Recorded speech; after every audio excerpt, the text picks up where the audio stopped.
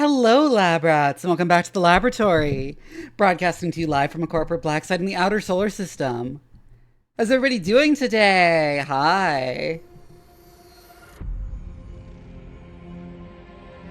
Hi, Steel Smoke. Hi, Anti-Fashion Action. Hi, DeHerma Gamer. Hi, Phoenix, who's here in the chat with me. I Hi, have Reed. Hi, Harmless Shark. I have major I don't know if revelations I'm that anyone. I hate flexi dragons and other 3D printed flexi toys more than I hate generative AI. Okay. Oh my god.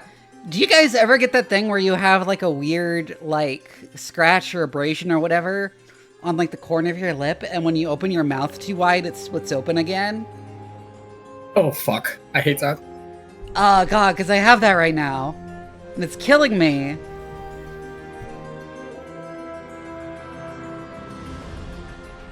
Oh, monster mouth.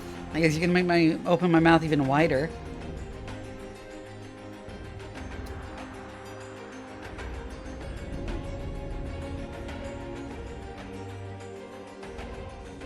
Hi, Katra. You know, you can hop in if you want. Ooh, 30 streams. Question while tabbed, Yeah. even if it's to move Phoenix around.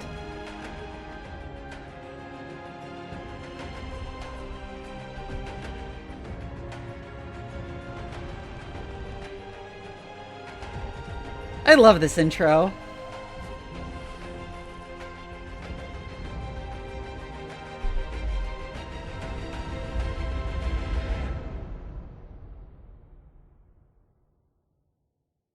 Just gonna... I actually ran out of tea before this, so I had some coffee instead. And like my legs will not stop moving.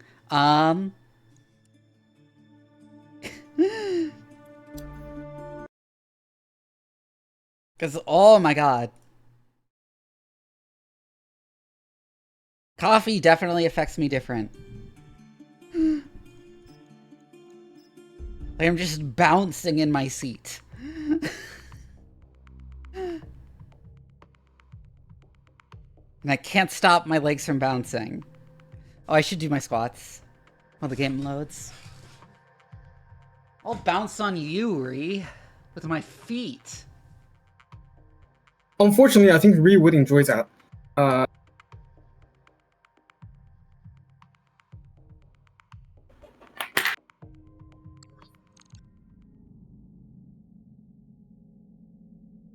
Goomba moaning! 1, 2, 3, 4, 5, 6, 7, 8, 9, 10.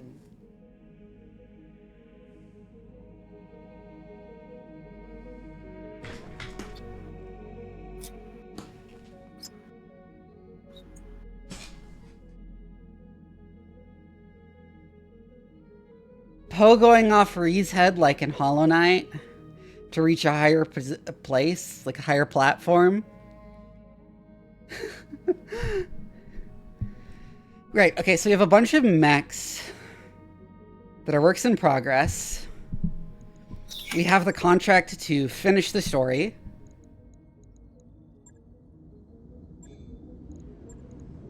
Oh, we never fixed the fucking grasshopper.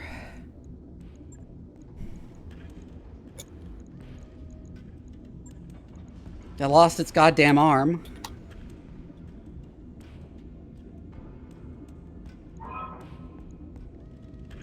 I'm not gonna spoil the upcoming fight for you, but I do have one piece of advice. Mm-hmm. Distance is your best friend and worst enemy. Okay.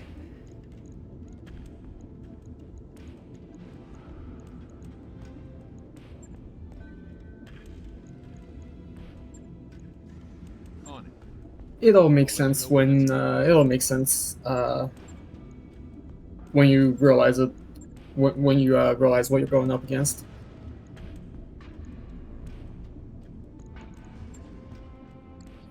All right. Okay. So you could do a contract in the meantime. But there's a question of why if we're finishing off the campaign anyways.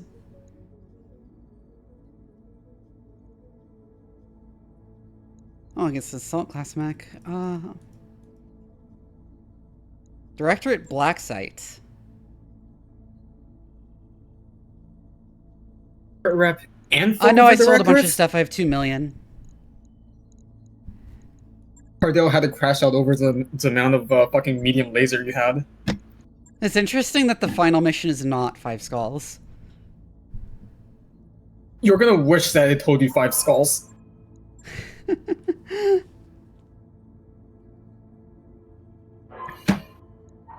Also, I finally got a Marauder. Last time, too.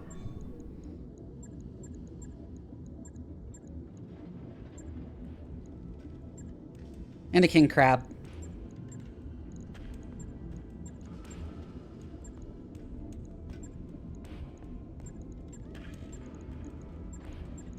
Where is the Marauder? There we are.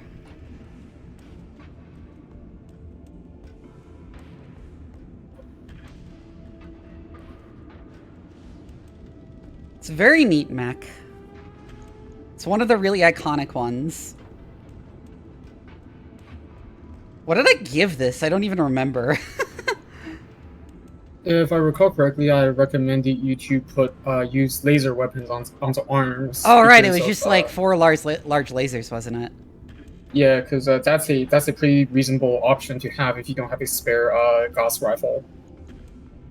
Since the L lasers, 4 L lasers times the 35% chance of headshot in a what's it called, strike, that would mean 1 minus 0.25. Yeah, I have a I got a Marauder, a King is. Crab, and some other funny stuff and a Stalker last time. It essentially means 82% chance that you are going to get at least 1 headshot with 1 L laser. Which basically means that you are almost guaranteed to nail someone in the head with like 40 Hi, my points mate of damage. Scully. Welcome in.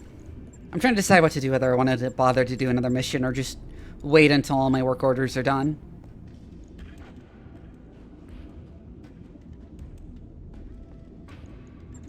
Perhaps we should just do a mission to warm up.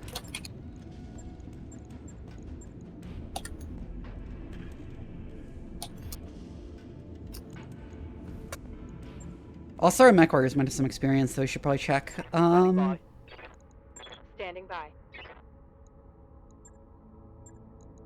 Ready for orders. Ready for orders.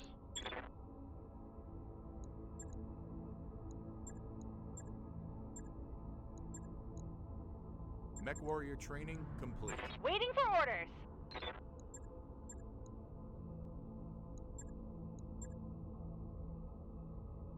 Training confirmed, Commander. Ready for orders. Training complete. Medusa's getting pretty high up there. Waiting. Good to go. Yep.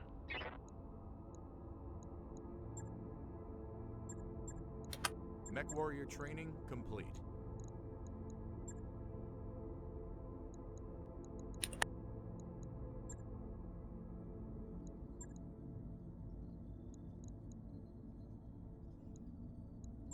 You know what? Let's do the black site. Even if only to just warm up.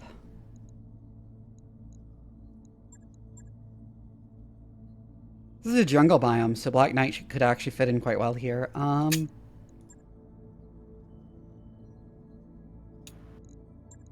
Wait, that's a stock Black Knight. Oh, you're right. That is the stock one. I'm sure I want that then. I think I'll probably bring the awesome instead. If it's a jungle biome, then remember, jungle has a lot more mountains and a lot more complicated terrain to traverse. So having jump jet capability would be very valuable. Good Or indirect fire, point. one of the two. Actually, yeah, I'm just gonna bring the Kentaro. And I'll put Medusa here in a Thunderbolt. So yeah, either jump jet or indirect fire, just so that you can actually get around and The hit one with the targets. SRMs. So keep that in mind.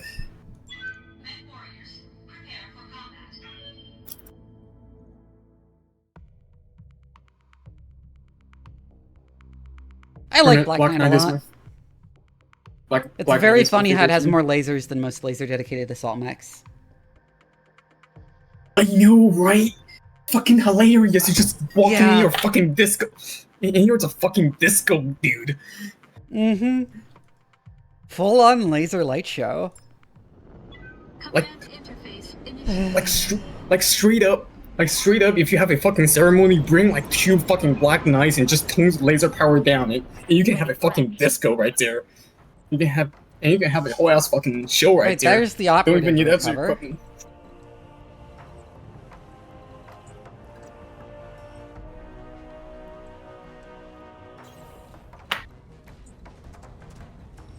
See if we run into anything going up there. Bandits.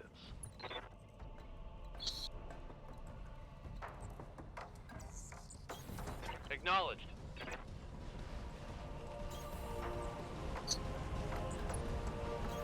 On the move.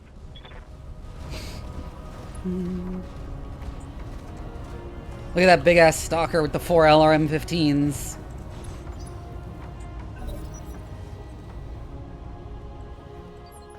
That is gonna be so much fucking missile. I'm just gonna reserve here. What tonnage is that? That's a 100-ton mech? What are you? Could be an Atlas. Waiting for orders. It could be. If it is, I'm gonna try to kill its legs. Or, like, its cockpit. Legs would probably be easier given the lance you currently have. Roger that. I wouldn't recommend moving. Behemoth's gonna get shot up real. Oh, it's a king bad. crab! Even better, even funnier. Firing all weapons. That said, I was gonna say that I wouldn't recommend moving Behemoth up into Kinetaro. That's probably a she's gonna get mistake. shut the fuck up. Just like that. Mm-hmm. That's why we did a mission to warm up. Heavy damage. Ready for orders. I'm gonna have Medusa just, like, sprint into range here. Like, end in the forest. On my way. Double time.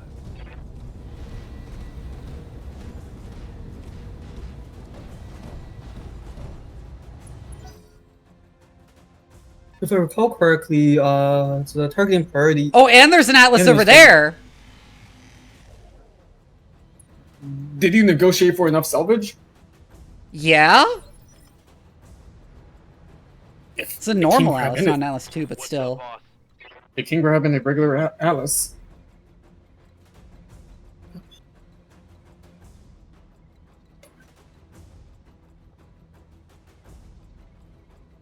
He cannot get a clear line of sight on the King Crab, but he can on the Atlas.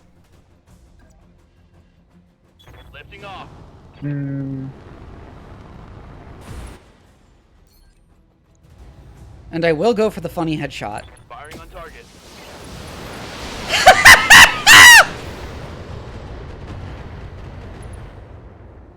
Beautiful. Oh my god, imagine that I'm being that Atlas pilot! That is beautiful. Oh, that was so lucky! I was worried we were gonna have trouble here. Good Now, to don't know. get too cocky because if one of your pilots die, you're gonna be like, do I want to Atlas more or do I want to like save scum and save my dude? Got it.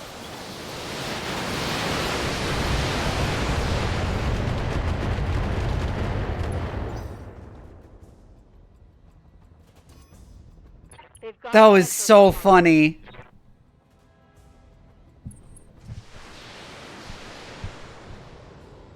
On some missions, you get back-to-back headshots pretty much every Losing lots of every single turn. On some other fights, Good to go.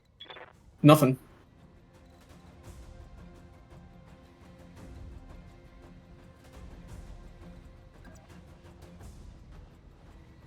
Here's hoping is one of the nicer fights.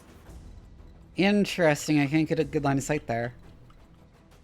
There's a 70 tonner up there next to the secondary.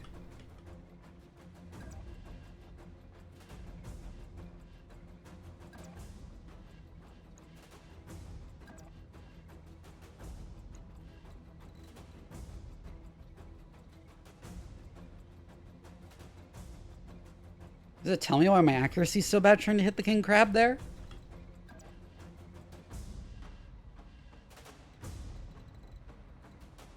You've been sensor impaired on Behemoth's Oh, been sensor impaired, it looks duh. like. Okay, I'm gonna sprint and end in this forest.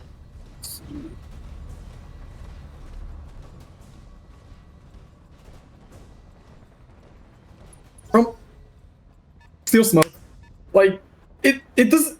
Your description doesn't even begin to cover how fucking surprised that Atlas pilot must have been. Yeah.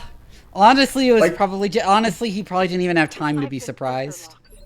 Like dude was just like on a regular patrol around the fucking place, and then suddenly fucking Kinotero comes up over the hill, blasts their buddy with a bunch of rockets, while a fucking Highlander jumps into the air and 360 no-scopes your ass. Yeah! They even had time. Oh my god, he did get like 360 no-scoped! Like, Buddy did not even have time to realize how fucking awesome the vestige he was witnessing. Before his pronoun went from, whatever the fuck it was before, to was word.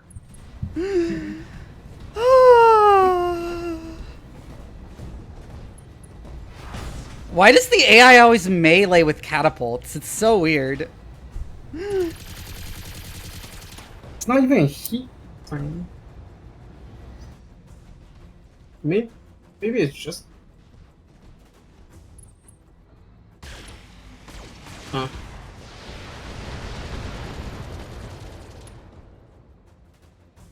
If he's close to getting knocked down. Breach. Internal damage. Yes, Commander. Waiting for orders.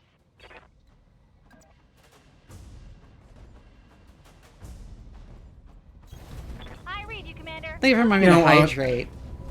Now, just for the extra funnies, I want you to imagine the guy, like showing up in Afterlife, like still holding the fucking pose they were in the cockpit, and just like, fuck him up. And then everyone's there is just watching the dudes fucking getting 360 no scoped on replay, going, oh my god! Oh, I'm gonna fall over. Yikes! Can't hold. Like, dude is not gonna limp that down once he once dude fucking gets there. Like gets to fucking Valhalla. Wounded.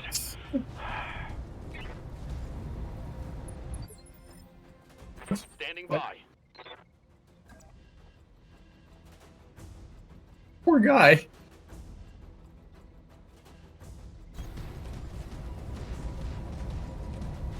That's not good.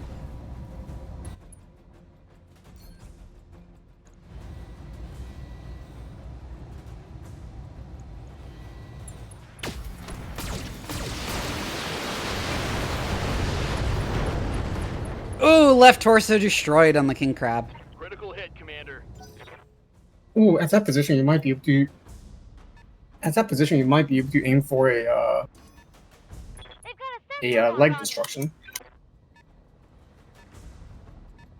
We just have to hope Medusa doesn't fucking die. Thunderbolt's decently tanky. Should be fine. Hell yeah. Waiting for orders.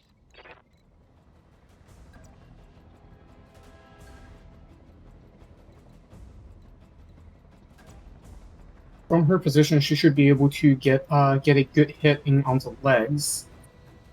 Knocking down the king crab hopefully should reduces like. I'm not a mad Initiative scientist. part. I'm a sane bioinformaticist and a mech pilot. Oh, I could, like, probably kill the king crab right here. Confirmed. You could. Wait, that'd be a lot. But that'd be less salvage. I only took 3 priority salvage, so Neutralized. Ah. Taking the Atlas over the crab. yeah. Oh, that's an archer. I was wondering what that was. That's an S2 archer. That's a 2S. Shot. Got past my armor. This S variant was a 4 slots. And an LRM catapult? Oh. They're all shooting his left torso. Armor blow through. Medusa might have to eject.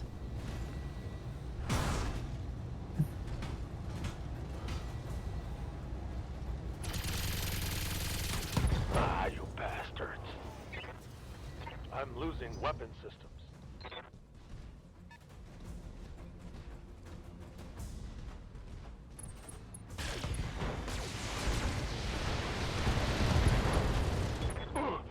I'm hit. Yeah! I've lost all my weapons. Yeah, Medusa's gotta eject. There ain't no way he's staying there. Okay. Eject. Oh, shit.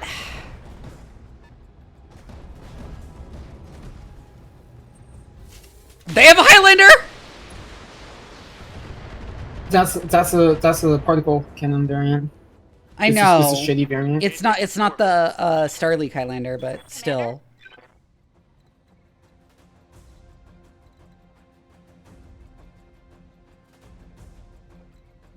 Which is the bigger threat?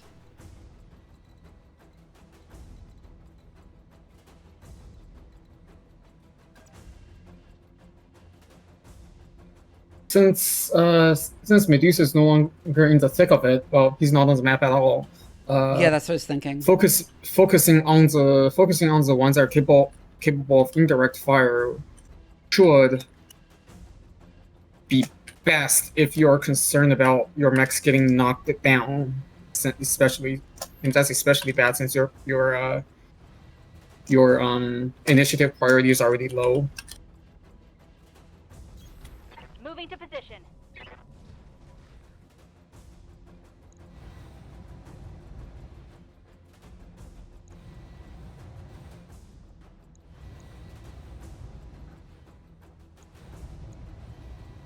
I think I'll go for that catapult.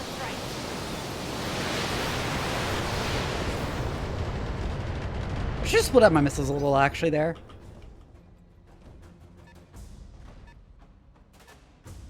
I like how the Stalker almost knocked it down on its own.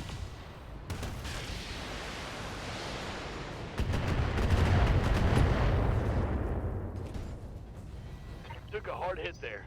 As much as Highlander isn't the most optimal unit to use for tanking, right now you kind of have to, since Yeah. you have a Kinotaro and a Stalker, which are both kind of glass cannon-y compared to the Highlander. Affirmative. That's gonna get knocked down.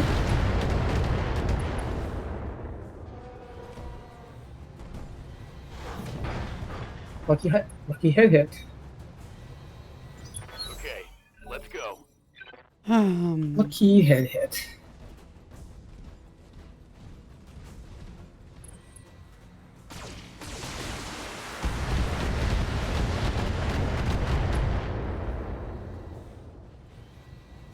Hi, Mike doing 10. Receiving you.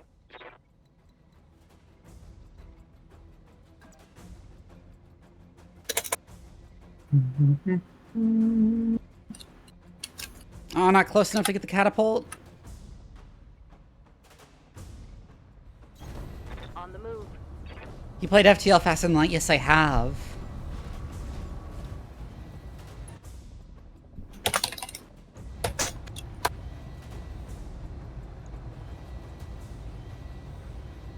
I guess I'll go for the archer then. Taking the shot.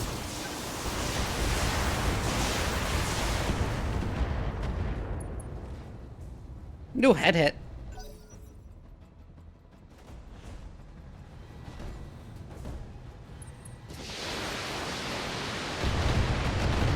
Oh yeah, considering how low your initiative is, it might actually be best to focus fire once you're able to get a knockdown, just so that you can permanently take a unit out of commission as opposed to temporarily. Yeah, I just didn't have a chance. Because the Kentaro, Nodding position. yeah. It was too far away. Oh, how unfortunate.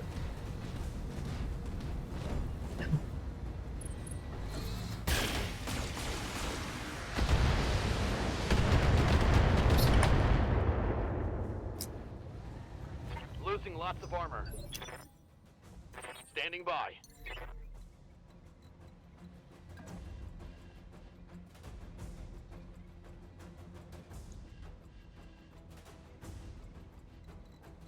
Waiting for orders.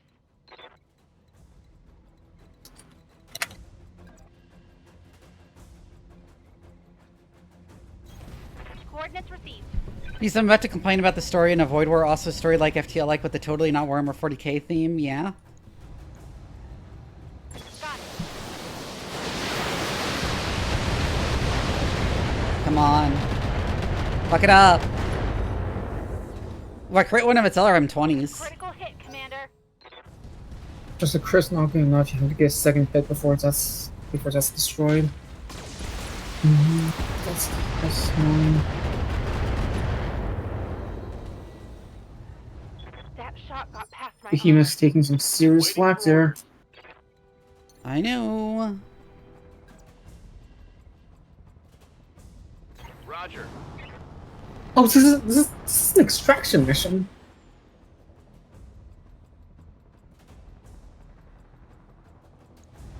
Oh, if I realized that this was the extraction mission earlier, I would have recommended that you take the Phoenix Hawk, because you can just run the Phoenix Hawk in there and then pull everyone out. Targeting for an alpha strike.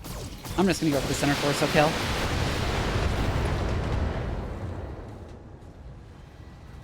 Scored a critical hit.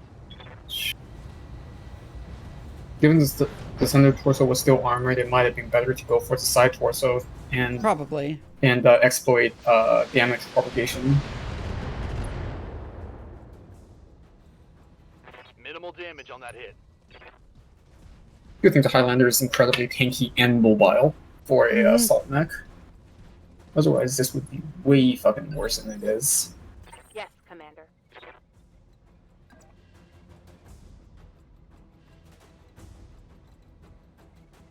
She can in the forest and also get a... She moves here, she can. That's gonna be confirmed. technically one less point of evasion. But it will be ending in the forest, which is, I think, more important here. Especially if I then vigilance to make sure she doesn't die. Okay, yeah, entrenched out. That increases her.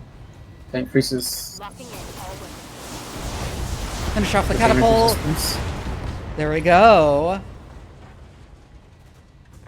Doing 40k like for something that's very clearly FTL inspired mechanics is very weird because 40k is all about scale and FTL you have like 3 guys in a spaceship.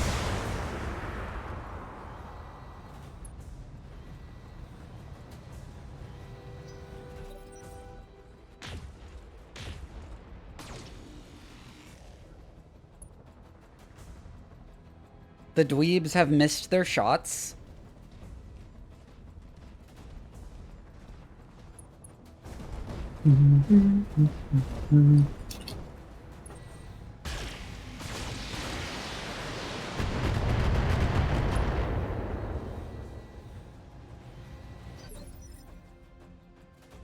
Good to go.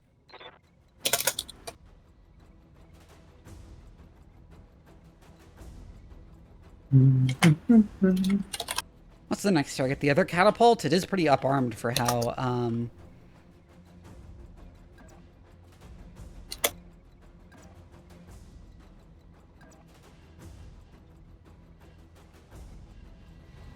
No, I think it's gotta be the archer next, so we don't get knocked down.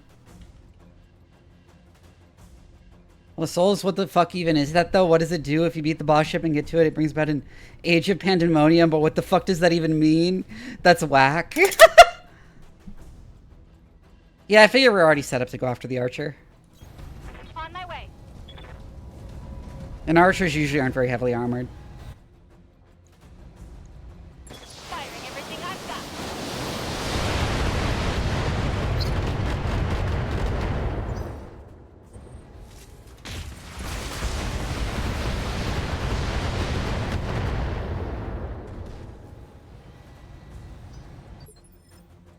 Yes, Commander.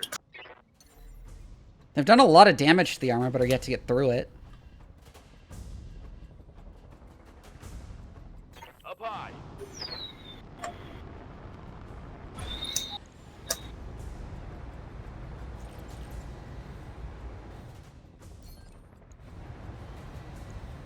Polish our torso. There we go. Yep. That hit something good. From there, if you just continue firing cold shots towards the same position, it should just propagate damage into his core. As I said, My armor's getting stripped. will It's go time. even more LRMs be upon ye. Orders. I copy. We'll have the Kentaro unload on the archer.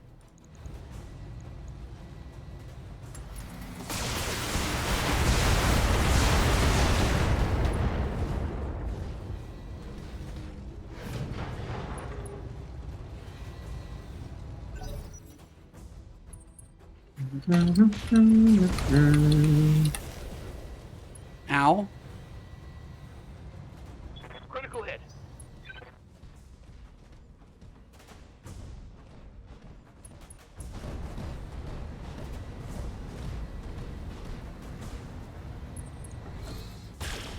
This hasn't gone the greatest, but I think we're doing well enough.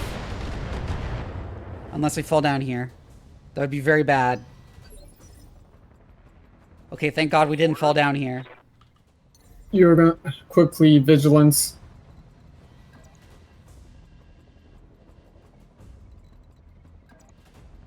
You're gonna want to do vigilance first because if I recall correctly, jumping does deal a very tiny amount of damage, stability damage to yourself.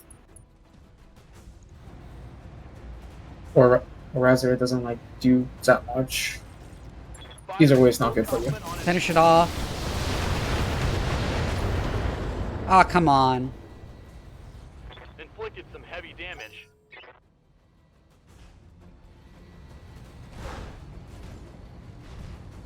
Yeah, I really should have exploited damage propagations there.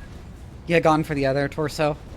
Yeah, if you had gone for the other torso, Well, it's it would going for the also melee severely- anyway, so that's not going to do much.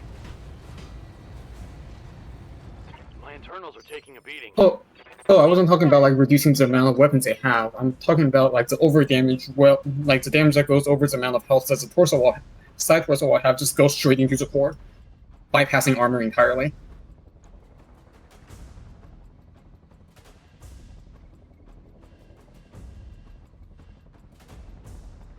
Yeah, the Highlander's scarier. But also very armored, and the Zeus is not necessarily very armored.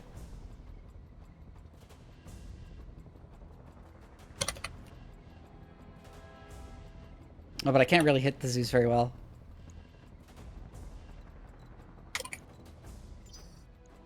Good to go.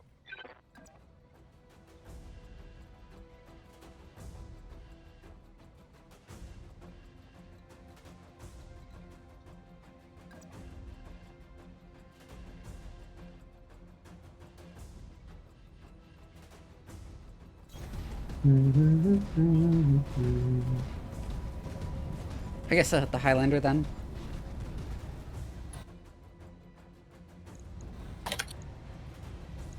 Yeah, because hitting the archer from the back won't achieve too much. No hitting it from the back today. Weapons are full.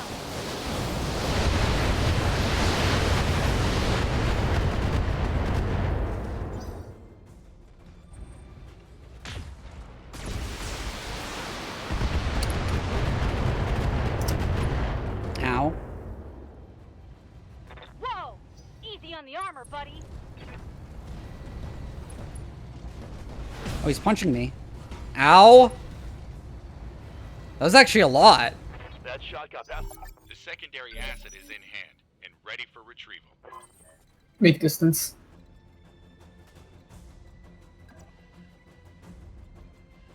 Oh no, that was a secondary objective.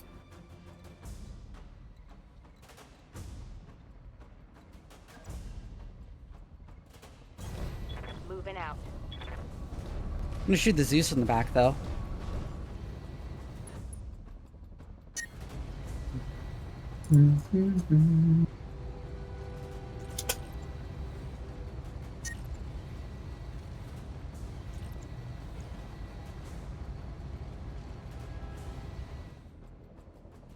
I'm just gonna guard, actually, because I need to get rid of some heat. See you, Steel Smoke. They've got a lock on me. Receiving you. Oh, God, Decker's beaten up. Oh, Decker, you think it's a hell out of there, like ASAP.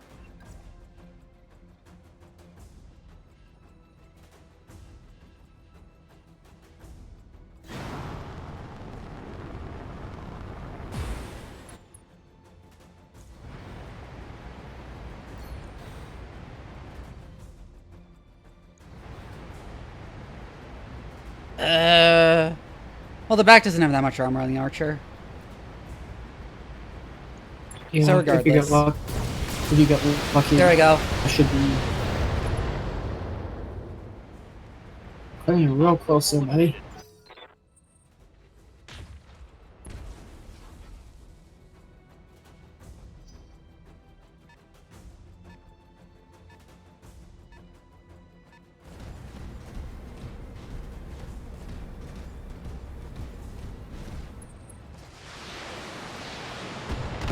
The secondary asset is taking damage.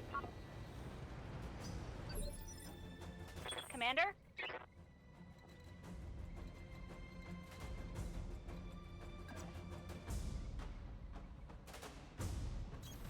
Affirmative.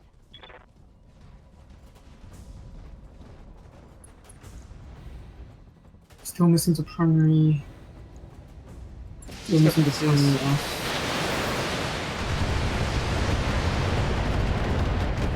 Especially because we'll be hitting it all on the same side.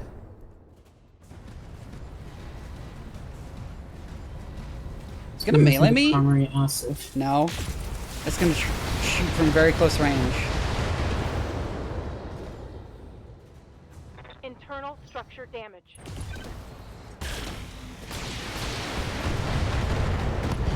I'm gonna need a medic. Ah! It's good I have a second Gauss. It's real good I have a second Gauss cannon.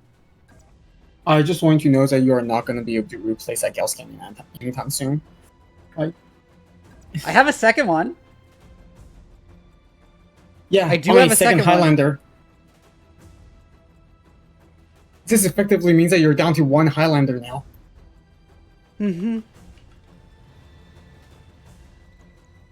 Like I losing think a I Gauss cannon actually... is like If dead I ass- dead ass. withdraw, do I get my salvage? I don't remember. I've never like bothered with withdrawing. I'll see. The commander orders. I think you just get minimum. I think you just get minimum payout or something. Oh yeah, you get salvage assigned. Oof. Yeah, you get minimum. Yeah, payout. that one did is- not go well. Yeah, that is not ideal. Like that is straight. Yeah, that is straight up. Like just reload. The We save went a bit before too far the- forward and hit and got both them on us at the same time. Yeah, this is just straight up reloads a mission before the thing because that Gauss cannon is actually a loss that you will not be able to Mhm. recover.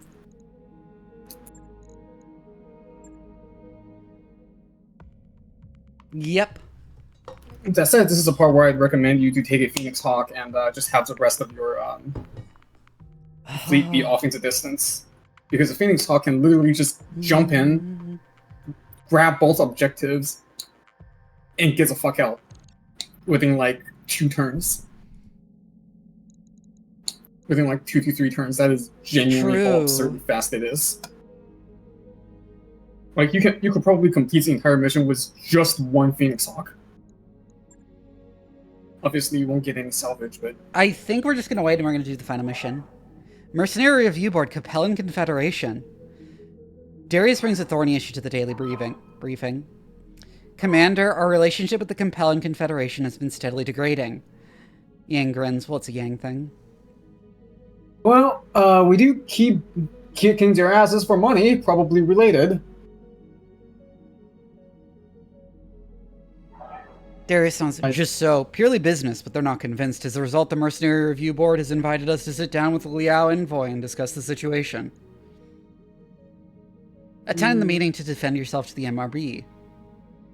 When you arrive with Darius and all your logbooks at the local MRB offices, the envoy from the Capella Confederation is already there and already complaining. After she finishes her lengthy grievances, the Review Board agent walks the table through every conflict both sides participated in. You make your case with a reference to verified historical records. The House Liao representative grows increasingly agitated listening to your defense. Finally, she abruptly ends the meeting and storms from the room. The Review Board agent's forehead furrows. Commander of the MRB will reject the complaint filed by the Capellan Confederation, but it's my suspicion that this may not be the end of the issue for you. Yeah? Well, fuck the Capellans. Who cares, though? Yeah? You take much to discipline McDoomington for not just placing absolute faith in the Vault of Souls' ability to solve all the world's problems. Like, one of the I'm not gonna spoil just for you, but like one of the flashpoints, the lore some of the lore flavor text for some of the flashpoints, for one of the flashpoint campaigns from the DLC, goes into like a decent amount of detail of like how much you should hate the Capellans. I'm not gonna spoil it because there is nothing better than first-hand hatred for the Capellans. Ready to go over financials whenever you are.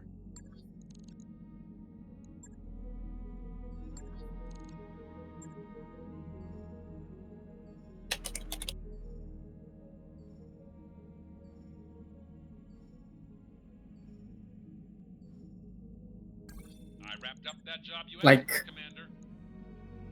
Like, I genuinely would like. There we go. Everything's complete, except I forgot to do the fully repair the grasshopper. I'm not taking it anyway, so it's not that big a deal. Look, it is. Oh yeah, it is just L lasers. Yep, the L lasers are going to popping be heads. absolutely hilarious when you run into anything that doesn't have that has Ow. less than 40 total health on the head part, because that is a 80% Crab, chance. king, It's crab, interesting. king, crab, king, crab. It's got the funny. An AC-20 So- plus and an LB-20 plus. You're gonna want to save that for the last mission in the line, but you're gonna want to save that for the last mission in the line. Trust me, it'll be funny. Mm-hmm. And some SRM, so it does even more stability damage.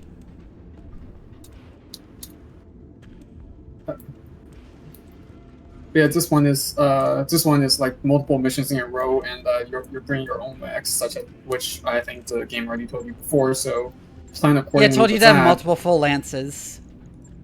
Yep. So plan accordingly with that in mind, and also keep in mind that pilot injury is a possibility. So decide if you want to bring like your strongest pilot on the earlier missions, or the stronger pilots on the later missions in the chain, in case if they get like injured.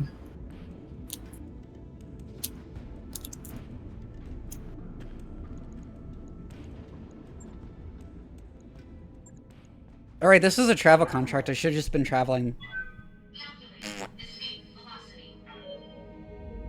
Anyways, while we're on the way there, I'm gonna go, Mr. Madsen, take a bio break. I'll be right back. All orders completed, Commander. The crew is ready for the next job. By the way, Travel's paused while this is happening. Right. Oh shit, let me start it up again. We're almost completely out of cash. Oh yeah, by the way, you better go out of business in like... Immediate quick event! Ooh!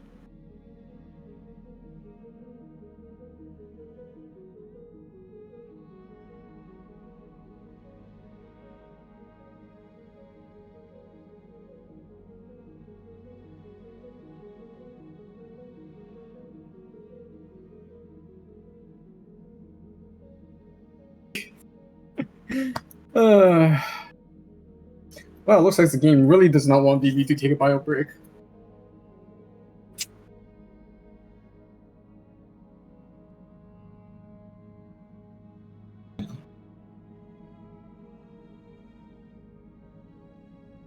I'm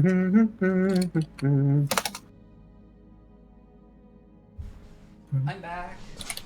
Welcome back.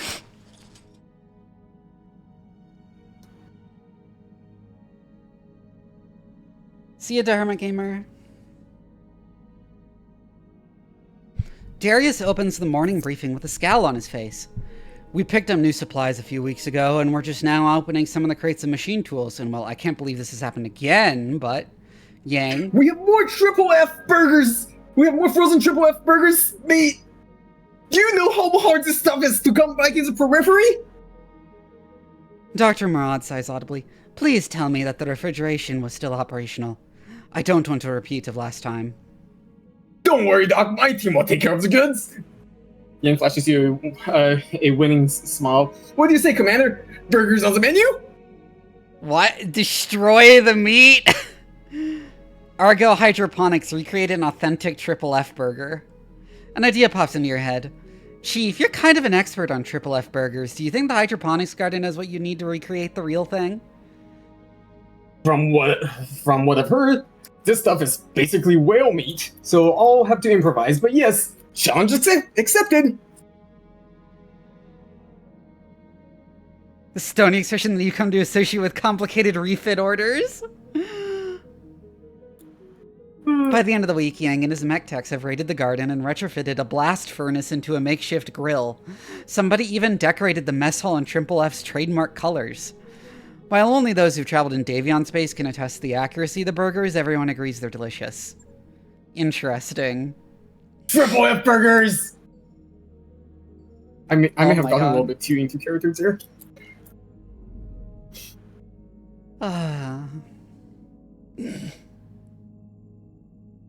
God damn it, I'm all congested. I should have, like, done the saline spray and blown my nose before stream.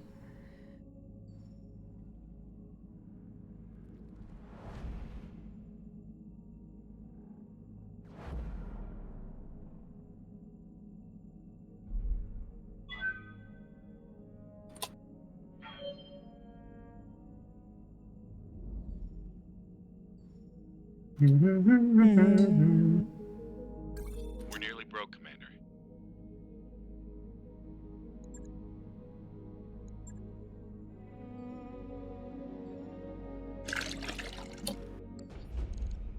I mean, I have a bunch of stuff I can sell still, don't I? If it comes down to it. And yes, Yeah, I'll you proceed with the should. story contract.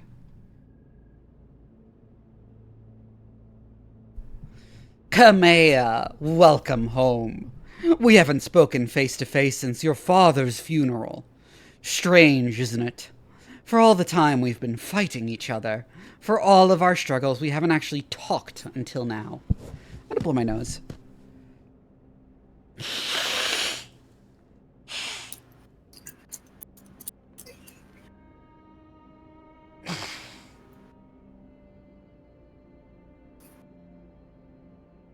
That didn't help a lot, but... I'm not here to talk with you, Uncle. I'm here to demand your surrender. Then you'll walk away from this parley disappointed. Did I teach you nothing, Kamea? The endgame is a time for negotiation, not demands. I remember your teachings well enough, Uncle. If our positions were reversed, you would attack me without hesitation or mercy. The founding houses have rallied behind me. You are outnumbered and outgunned, and you have nowhere left to run. And aside from a single hostage, you have nothing to negotiate with. A single hostage? He's your dearest friend. Surely he means more to you than nothing.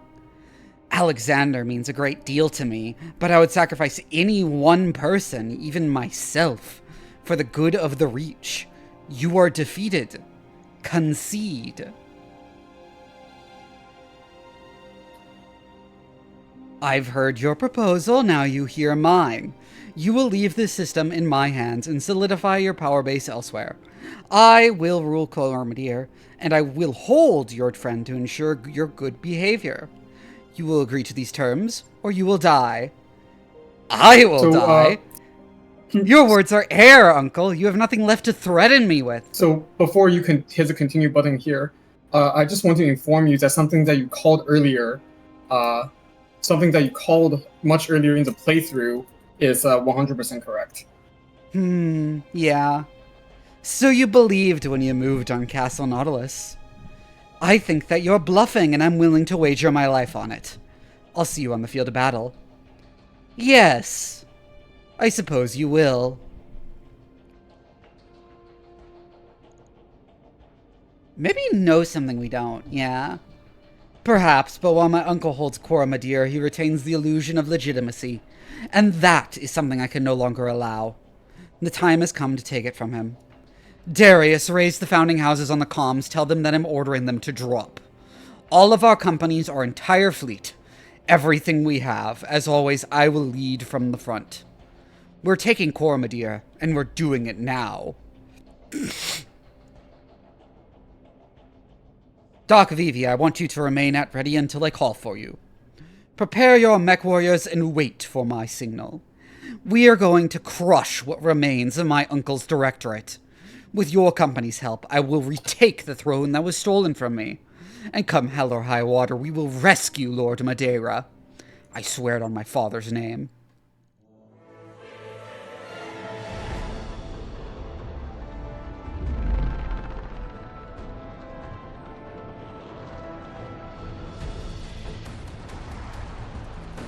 You may notice this that the is Argo is cool. breaking. You may notice that the Argo is breaking fucking atmosphere with the fucking thing deployed. I know. They're also doing the dumb sci-fi thing of going straight down to the surface. Which is not actually how orbital mechanics work. Listen to your uncle, Lady Arana. We have unfinished. Yep, you gotta go sideways. The Iberia still carries a full complement of battle mechs, plus enough firepower to level a city. And you know it's too late to withdraw your forces.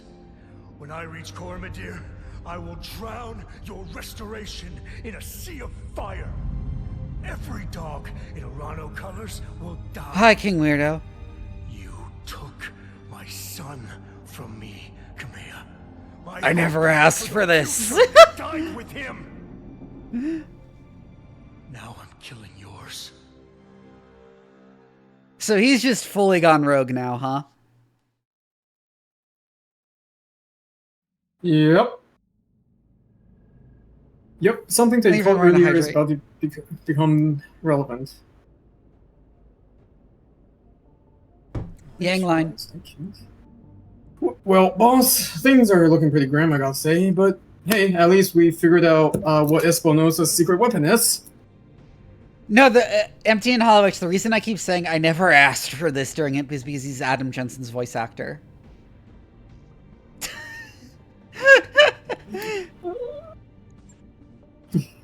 Thanks for that ray of sunshine, Yang. Did any of you see the wall behind Ostergaard? There were burn marks, bullet holes. What looked like small arms fire. His sailors must have tried to seize the bridge. Huh. If there was a mutiny attempt on the Iberia, it failed, and as unhinged as Ostergaard may have sounded, he was right. We can't withdraw our troops without the Directorate cutting them to ribbons. And we can't stop a Fortress-class dropship. At least not through conventional means. Then we'll have to be unconventional. That's right. And that's why we're going to use the Locura. Yeah, I knew it. Nuh-uh, no way. Lady Arano, that code completely screwed us at Capsule Nautilus. It nearly detonated our fuel tanks. It's too dangerous to go tinkering around with. We can't. We don't have a choice, Sumire. It's the closest thing we have a weapon that could destroy that ship. If I were wrong about this, Pharaoh would have told us by now. Tell them, Doctor. We can do this, can't we? Yes, I think we can. Even if it doesn't destroy the Iberia, it'll cripple her long enough to take her out of the fight. But that code is a science experiment, not a weapon. I think I can modify it into one, but there will be risks involved, and I can't offer any guarantees. I feel like a chunk of code that is specific that will go out of its way to detonate any fuel reserve it can find on any ship is already a weapon by default. Yeah.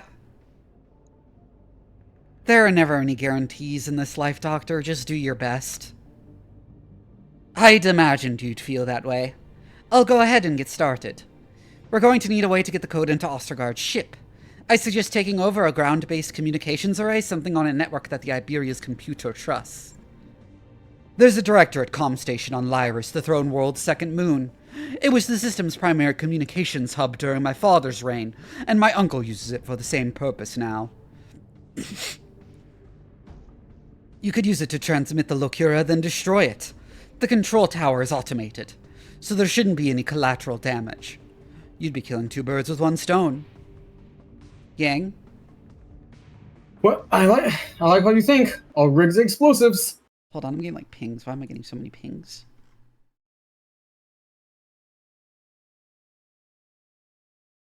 Nothing important, apparently.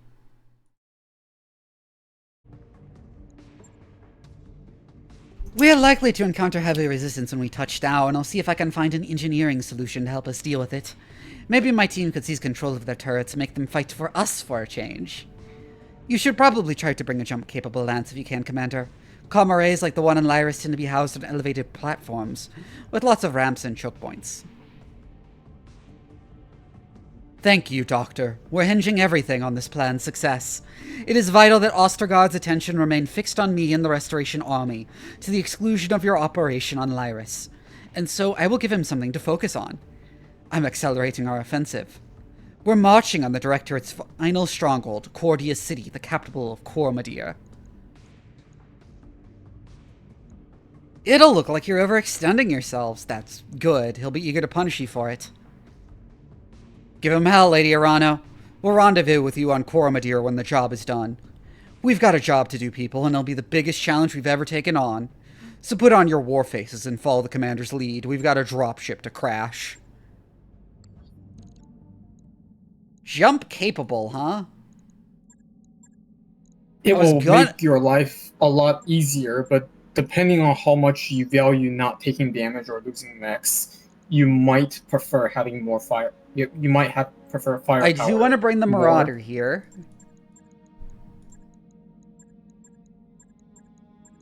Note that if you take any structural damage on any of your mechs here, you will be carrying that into the next fight if you do decide to bring it with you.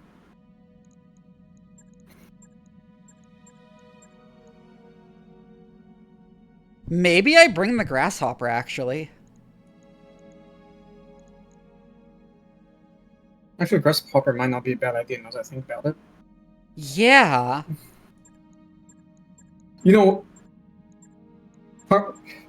Shark, that is like dropping a USB there and see if someone plugs it in is honestly probably not that bad of an idea, if not for the fact that we are very time constrained. Because drop some USB drives near them and see if anyone plugs them in. You know, that's how the US got Stuxnet into Iran's nuclear reactors. Like, if not for the fact that we are time constrained, that would absolutely work. Although Stuxnet was a bit more clever because it was designed to spread and not do anything but spread on normal computers until it recognized it was in the centrifuges.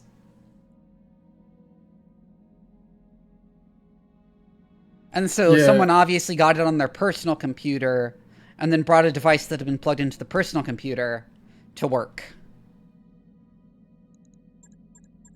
And the other funny thing was is that because it literally doesn't do anything besides spread until it gets onto the centrifuge, it was basically undetectable.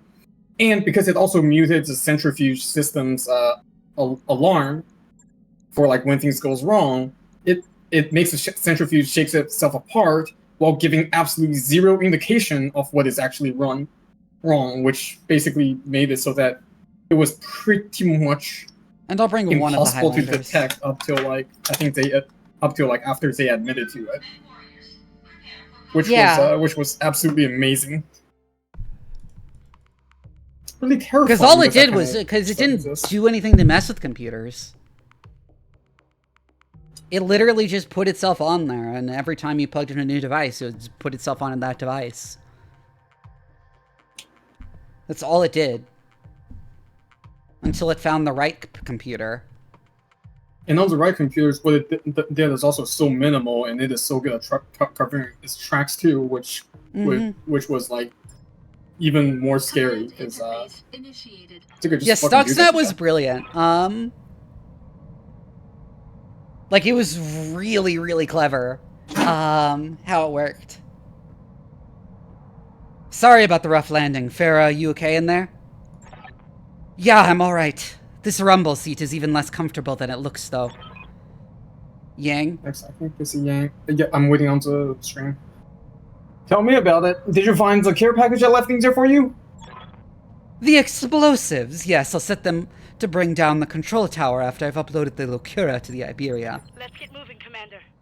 Lady Arano is counting on us. Please forgive me if I'm a bit slow on some of the lines. I'm waiting through the Twitch. Oh, I see there's vehicles back there. Yeah, protect those vehicles and don't touch the turrets. Trust me, it'll be funny. That is not normal. That is not normal. I do not remember that from when I played the mission.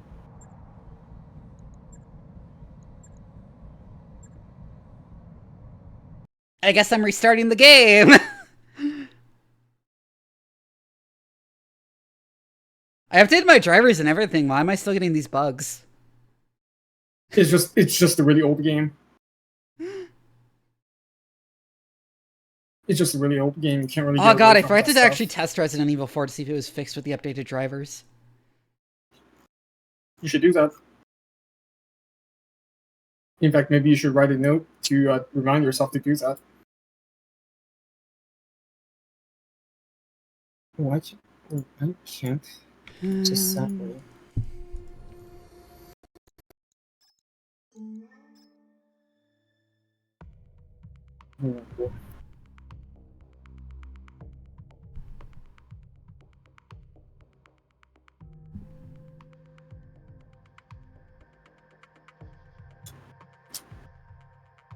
Awesome. I guess I'm playing BTAU after I finish this game.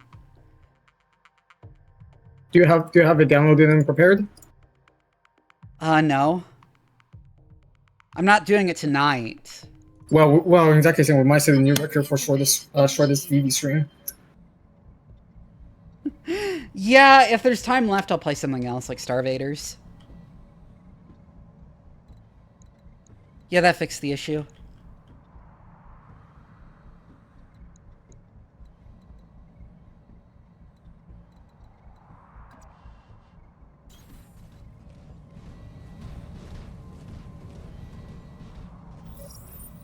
Hostile on sensors. 35 ton, 65 ton, 45 ton.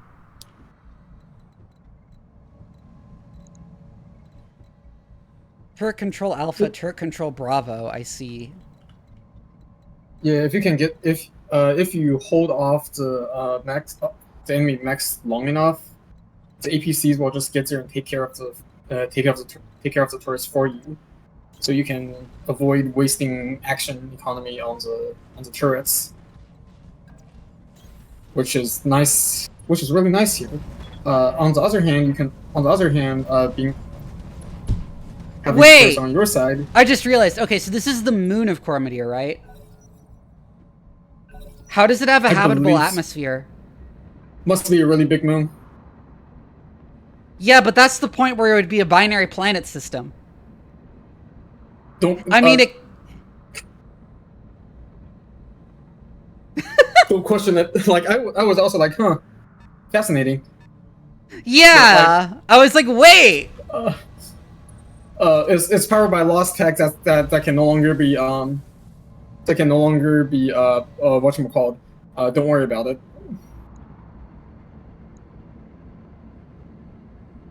I don't think it's possible to give something the size of Luna an atmosphere. I need to check again if you can terraform something the size of a Luna.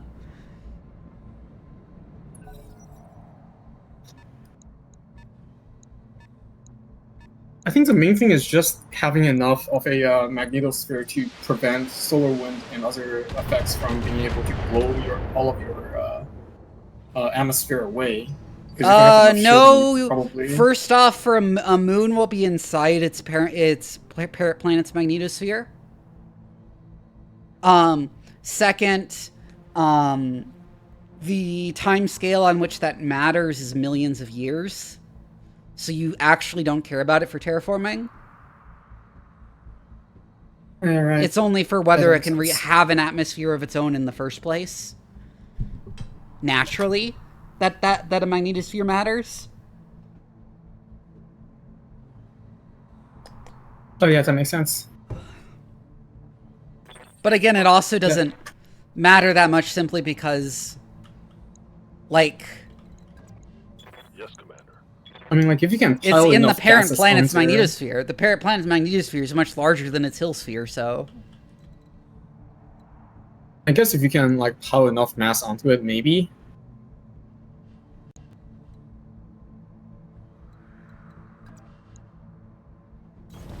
Move into position. Hi, Adeptus Volcune. Locked on target.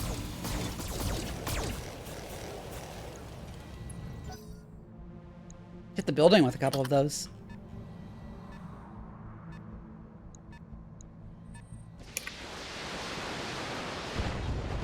Okay, it's official. Rumble seats are a bad idea, and I don't like getting shot at. I really, really don't. Oh, I see Farah's in Medusa's mech. I wonder how it picked that. The first mech on the list, so basically the one on the very left of your thing when you pick your lineup. They probably should have explained that better. But at this stage, you're almost certainly going to be running a fucking Steiner Skeletons every single mission, because why wouldn't you? Yeah. We got one hit there. Just gotta do that a second time, and that Orion's toast.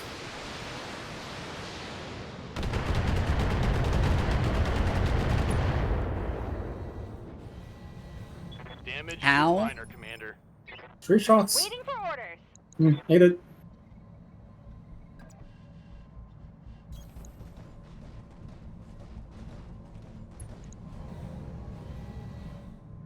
Maybe the Stalker's just a bit forward. You know what? I'm gonna unload on that Jenner and delete it, probably. Yeah.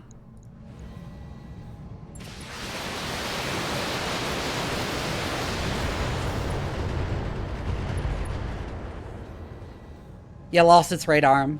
When I shoot you, you'll take it and like it.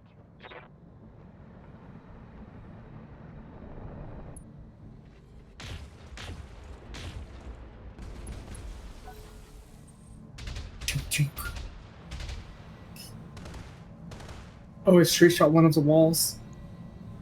Is that all you got? That's fun. Receiving you.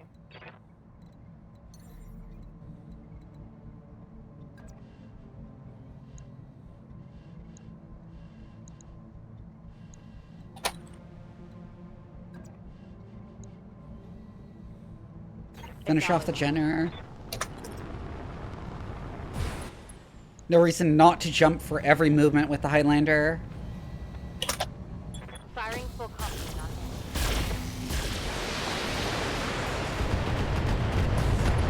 There we go. Enemy down. There we go. Damage propagation I've been sensor for the locked. win.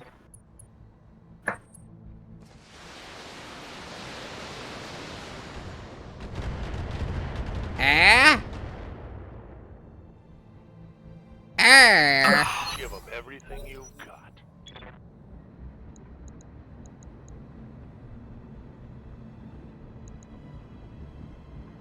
Yeah, the APC's going here first, as I figured.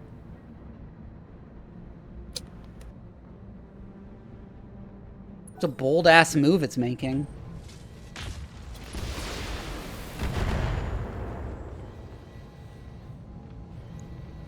Losing armor. So luckily enough, the APCs that they give you for this mission are one of the tankier ones that actually takes. That Oh, actually there's two takes a bit separate to APCs, destroy. I see. Yep. So yeah, for them to take control of the turrets is really easy.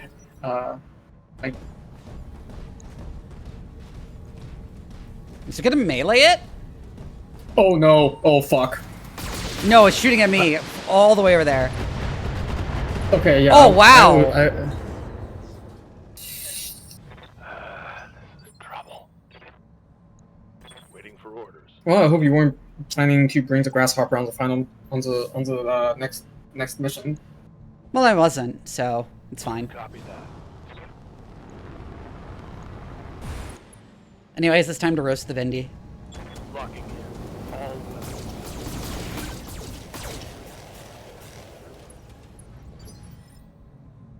Commander? Oh, I just realized something. You see how the Vendy's cockpit has a round top armor, kind of like the fucking Russian tanks round turret cap that redirects all the explosive pressure back inwards. Yeah.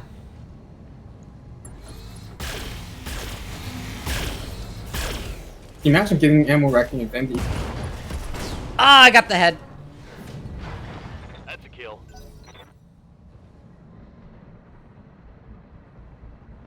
Ooh,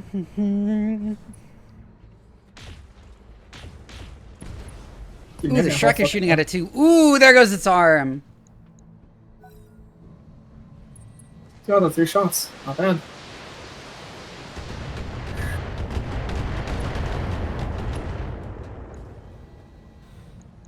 Damage. Critical. Right on one of the flamers. Yeah, Marauder's Super great. cool.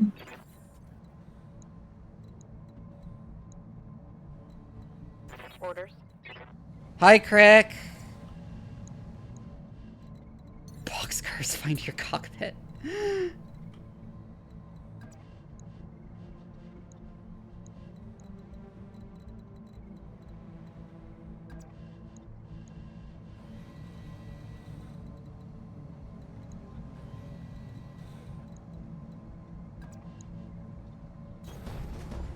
I'm gonna go for the Vindicator.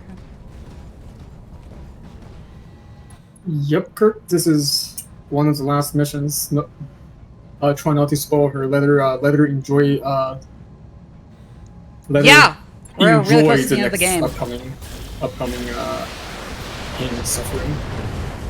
And there goes the Vindicator. Hostile removed.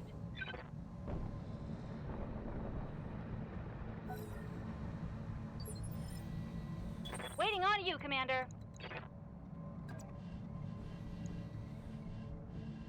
And Glitch can go for the catapult. May many boxcars find your cockpit.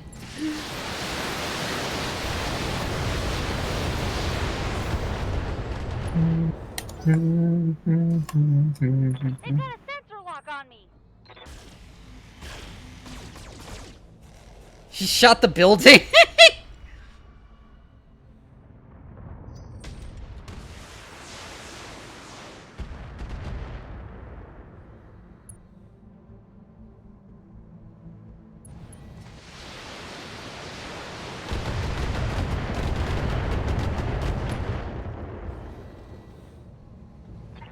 breach. Let's go.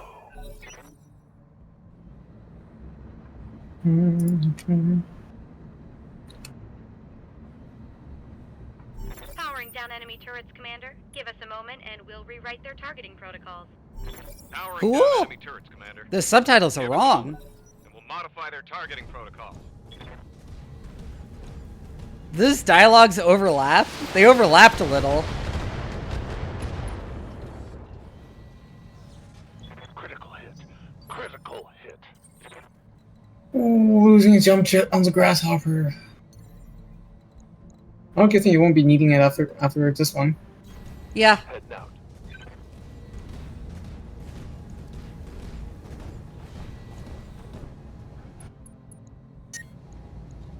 Oh yeah, cool invent. And then Paradox fucked them over. Did they? I didn't know about any like backstory for this game like that. Targeting for an alpha strike.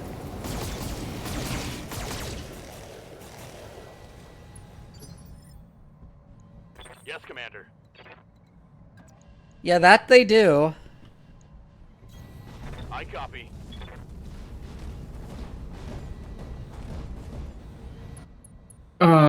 Yes, it goes back to the funkiness. As that usual comes with the every Marauder. sequel. On it.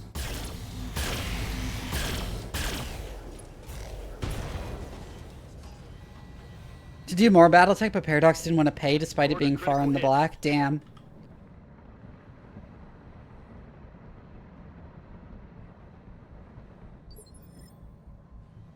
Commander.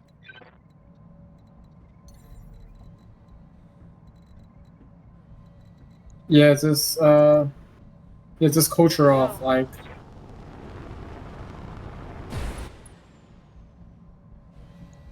Oh, I remember that.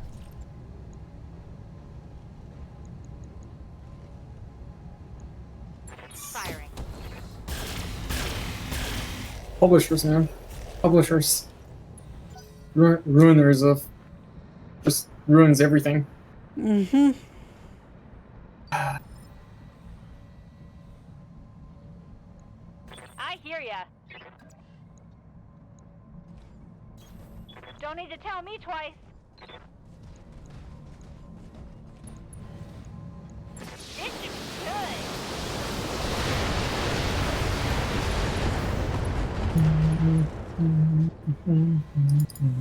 Another hit like Oh, I got knocked down. Oh,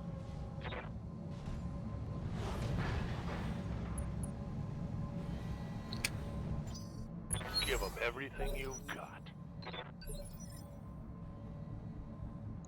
Yeah.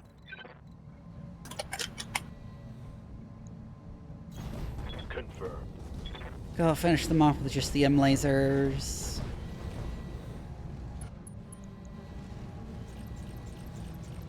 Speaking of hating on publishers, there is not enough words in the English vocabulary to describe how much I hate Gearbox for ruining Homeworld. Oh my god. Down. The team they put on Risk of Rain 2 managed to totally redeem themselves with this DLC. It's really good, though. Didn't they practically like hold fucking Gearbox at gunpoint to make that happen though? I don't know what happened behind the scenes.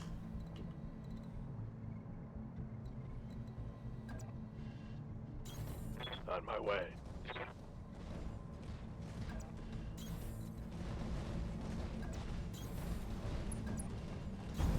aye aye.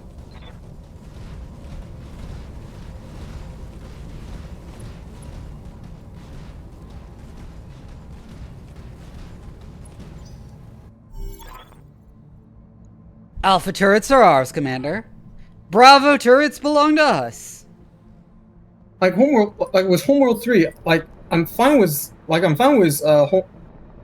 gameplay and the general gameplay and tech that they used in Homeworld 3 because like the devs did like streamline the controls into a more modern like interface Jump jet. that's less clunky with it while still maintaining the original Homeworld's feel. But like the story definitely got Bad? fucked over. Moving. the story got fucked over way too hard. Like, it's Midnight. That's Oh, Midnight. That's apparently I my need job. to do 10 more squats, yeah. If I recall correctly, Homeworld 2, Homeworld 3, and Desert of Carrick all got their plot, all end up having their plot, their storyline rushed. What are the Shreks doing back there? I don't fucking know, but it's good that they're staying on that side because well, they're probably like not advancing because there's no enemy, so the AI is confused. That said, it's probably good that they're staying on that side because they'll be useful there later. Yeah. Alright, I'm inside. Should take me a few minutes to find the Array's control center, hook up the drive, and prep the system to transmit the Locura to the Iberia. And on that note, I'm going radio silent for a bit. I need to concentrate while I work on this. I'll be in touch soon. Commander, be advised. I'm seeing heavy activity on all Directorate comm channels.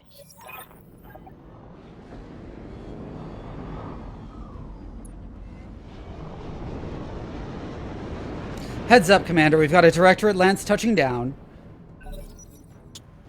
Wow, right in the base. Hey, I mean, they do own the place, so you can't exactly I'm gonna blame do them spots for here. strolling in like they own it.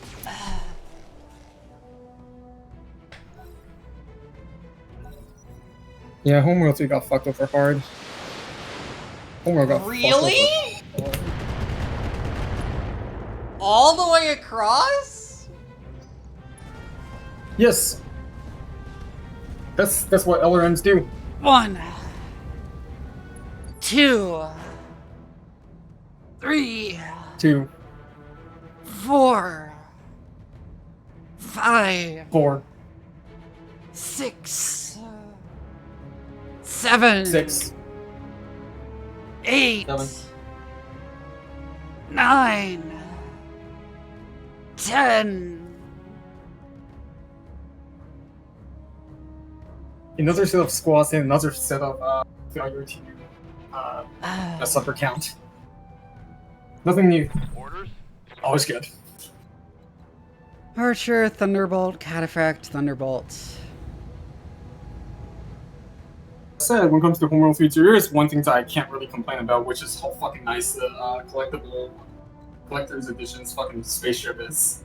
It's so fucking good. I guess it is a one part they didn't fuck up. Orders?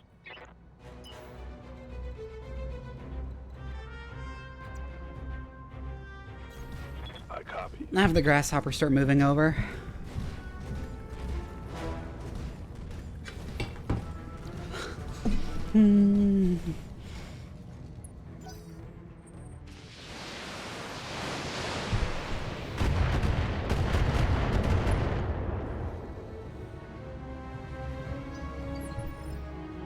Ready That would for explain all the spelling errors.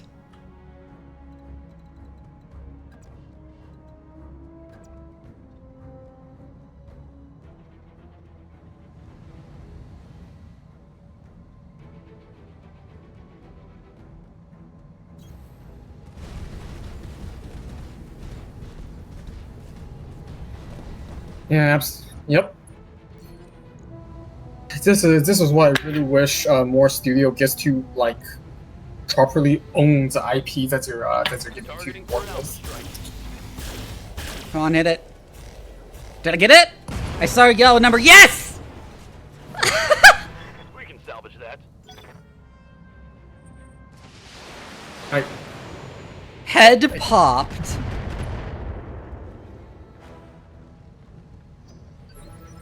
Yeah. Anyways, I'm like. But anyways, because of like all this studio fucking over publishers fucking over studios and actual devs, and also fucking over the game and stories that the games that they're doing, Let's see how you like which is why like it was super fucking awesome when Blackbird straight up got like bought the entire right to Heart Space from from Paradox. Like more creative freedom for like the entire thing. Good to go. Wish we see more of that with like all the games. I read you, I'm Commander. gonna try and finish off the Thunderbolt. I'm definitely gonna knock it down at least. Although I should probably split up a little bit here, at least like a little.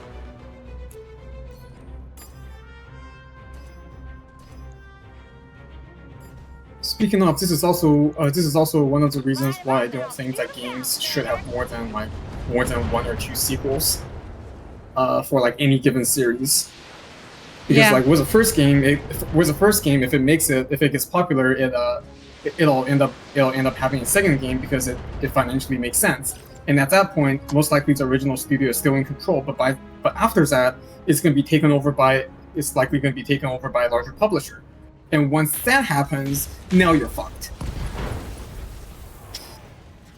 Because once a larger publisher takes over, they are gonna do whatever the fuck they want to squeeze as much money as they can out of it before. Oh, that's gonna die, isn't it? Throwing that franchise into.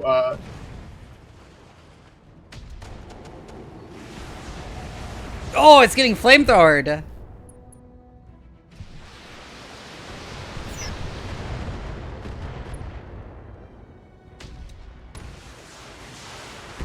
That one's getting real fucked by the turrets.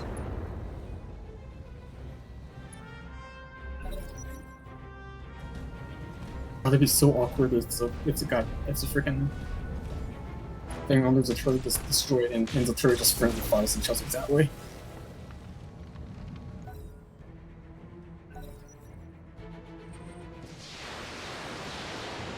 But yeah, publishers fucking. I broke a flamer. Fucking over. Yeah, publishers fucking over games. Yeah, it feels like every publisher, literary or video games now, their entire business model is tricking you into thinking they're going to help you with your project and they're not actually spending any money on you, but taking a huge cut of it. Receiving you. Yep. This also probably is due to a. I'm gonna stop this train because if we keep going, we are going to stray into political territory.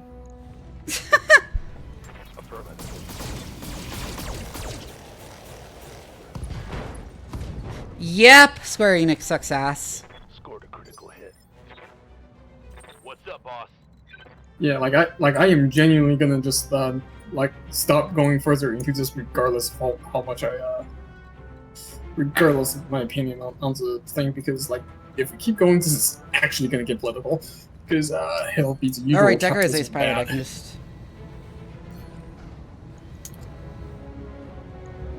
Roger. Oh, that was like all of them to the head! Yes, we do. Well, on the bright side, you no longer have. On the bright side, you really don't have to power wash the guy out of the cockpit anymore, because the entire block is vapor.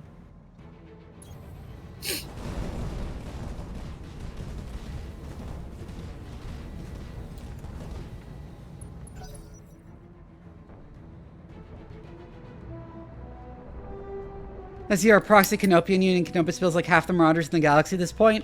That's just more reason to like Canopus. Coordinates received.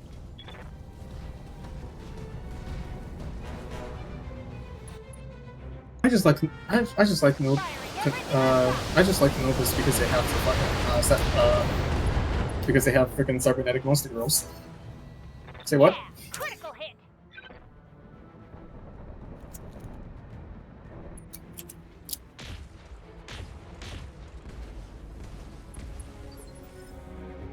What's up, boss?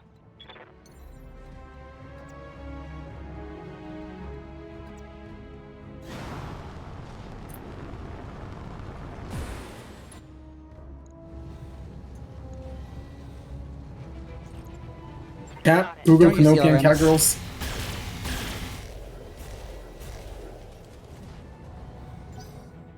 Wow, that didn't break anything, damn.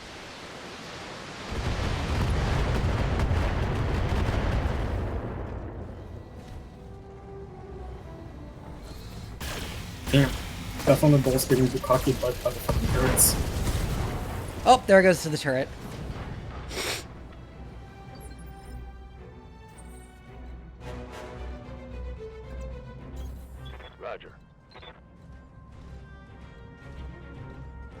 Okay, you are doing a lot better at this stage of the fight than I was.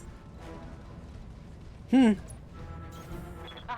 And I'm also just gonna let you know that you are concentrating your forces in the wrong places. And facing them in the wrong direction too. I feel like one might come down here. You'll see.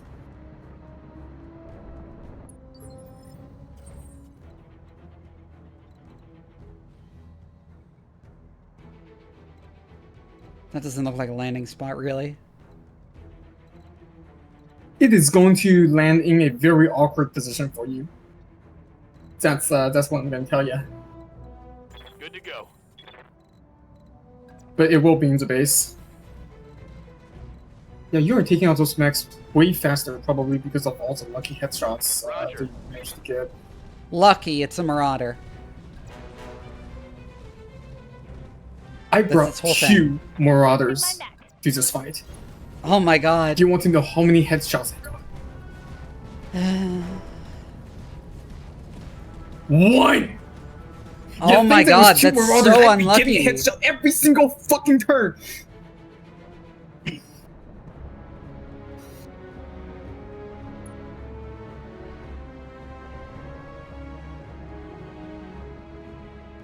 I got like a single enemy via a head destroyed. Like also, I was I had a feeling it would be back there. Fucking health. By the way, you want to give yourself a Banshee? I have one. I've been using it a How about a lot. second Banshee? How about a second Banshee? Yes, we've had first Banshee. How about second Banshee?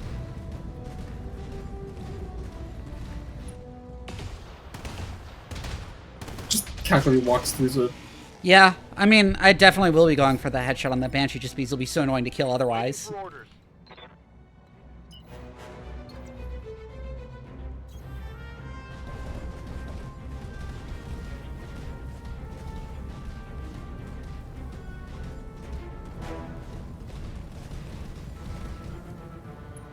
Also, the Marauder has those whack reverse plantigrade legs Yes, Commander. that I complained about being a result of artists not understanding biomechanics and not understanding what digitigrade legs actually are. And it is even worse because, like the backwards plantigrade is like a horrible mechanic for moving forward. Like, straight up. Just earlier today, I was bringing the trash cans in, and I was dragging both of the trash cans up the hill backwards, and good god, that was like hard on my knees. Turning it around and pushing it up the hill way fucking easier, even though it's like exact same mass going up the same amount of hill. So like that is like the backwards plantigrade is like actually fucking horrible.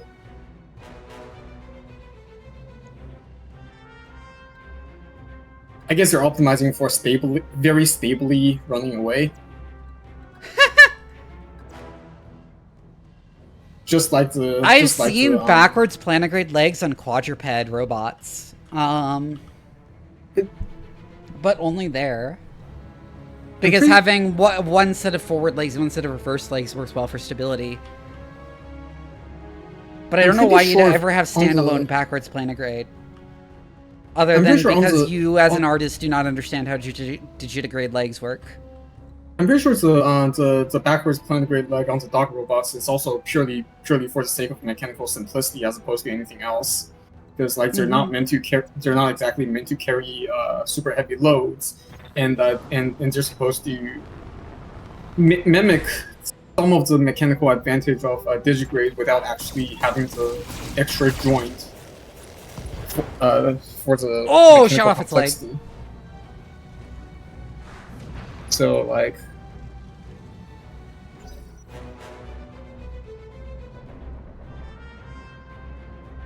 in those cases there's actually like stuff that makes sense on the dog. Yeah. But in BattleTech it's just fucking weird. Like on the bright side it's not the fucking Waiting on you. gonna bring that one up again. Just gonna bring. Should I even bother bring that one up again? The fucking backward digigrade. On my way. Oh yeah, that's so cursed. I don't think I've ever seen that on any other design. Engaging. Hi, Druid. There it goes. Oh, and I got a stray shot on the Jaeger mech too. Target eliminated. Free cankle shot. How's it going? Pretty well.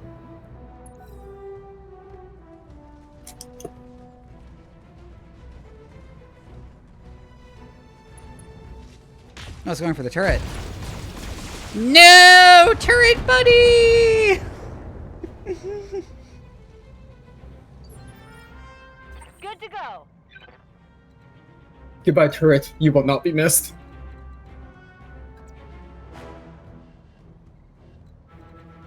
The stalker has. You can still jump just on the stalker. Got it. Oh yeah, right. Yeah, I put jump yeah, jets on the stalker because we had extra space and we didn't feel like putting like M lasers. Oh yeah, right. That's fair. That's fair.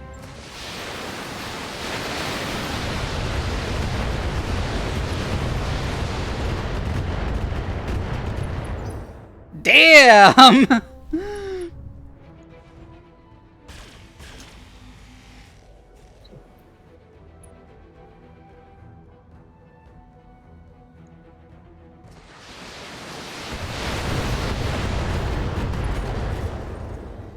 Ooh, there goes its arm. Did it also knock it down? It The did. goblin tag on Twitch is quite stacked. Would you say quite short stacked? Man, he's getting fucked by the turrets. Yeah, there he goes.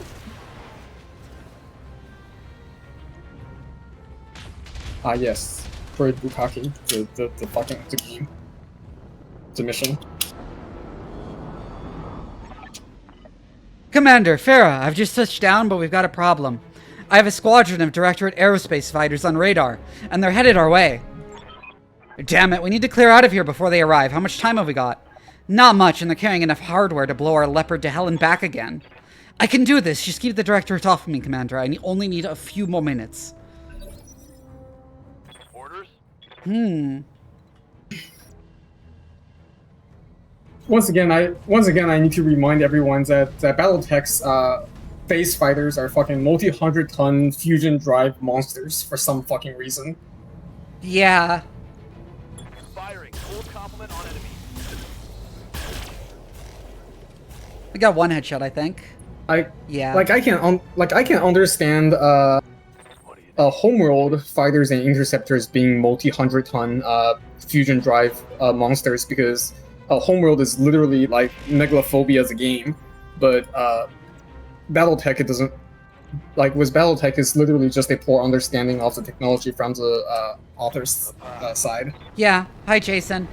I mean, fighters do get pretty goddamn big. A lot of people really underestimate how big modern fighters are. If I recall correctly, some of them, like a lot of the modern fighters, are like actually bigger than freaking armored cores and like the size of early Gundams. They are. Like, which is absolutely incredible. Which the F-35 is actually a bit stubby for a modern jet fighter, and it's fucking 15 meters long. Yeah, like it's really hard to tell the scale of things when you've only ever seen it in pictures. But yeah, like those things are way bigger than anyone thinks they are, just from looking. Mm-hmm. Yeah, you don't notice how small the cockpit is.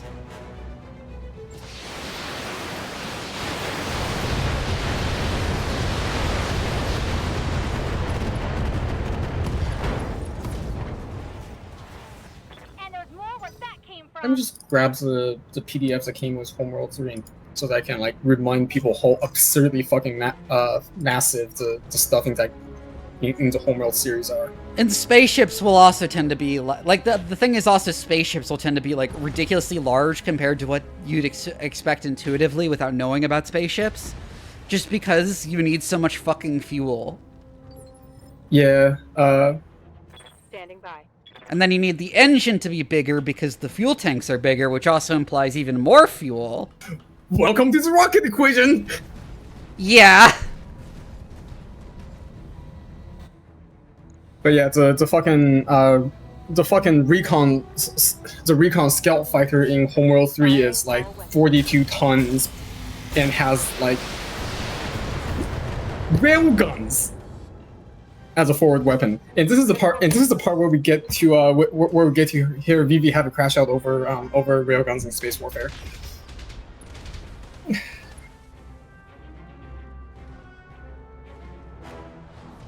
Never mind. Guess we're not doing that. I mean, I'm not gonna crash out over it, but it is very funny because it doesn't make any sense. Yeah, because yeah, with the homeworld fighters and whatnot, the interceptor, the recon fighter. Like at least Sea-Wiz guns uses- make sense if you're doing something very near future, and you haven't figured out lasers and shit very well yet. Oh yeah, speaking of, for some weird ass fucking reason, Homeworld uses railgun Sea-Wiz instead of like the fucking ion beam tech that they very clearly have and is very good at. Firing all Like, y'all have lasers, y'all have ion beams. You can just use them instead of. Let's do this. I popped the Banshee. I mount my railguns at the end of my missile so the shots are harder to dodge! That is the jankiest standoff warhead idea. Acknowledged.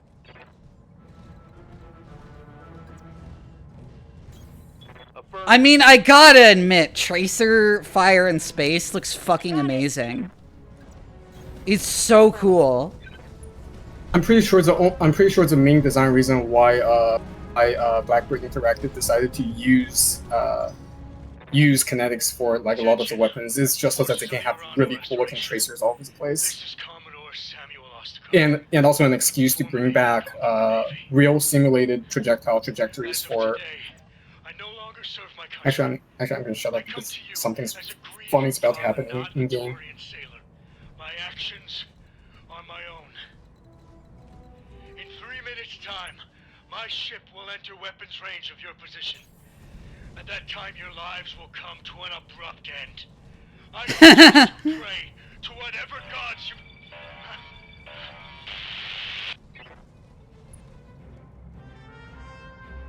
That's abrupt. Yep. Haha. Get exploded. Yep.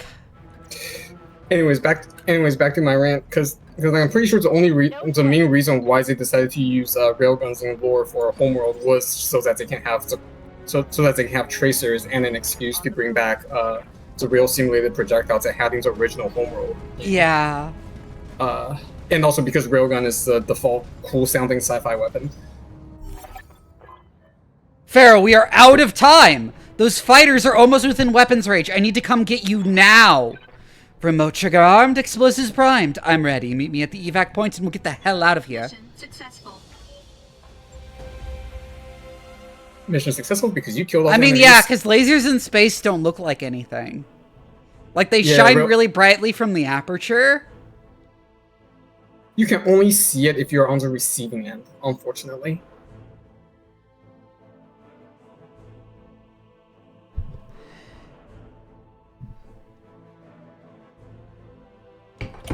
And same for particle beams.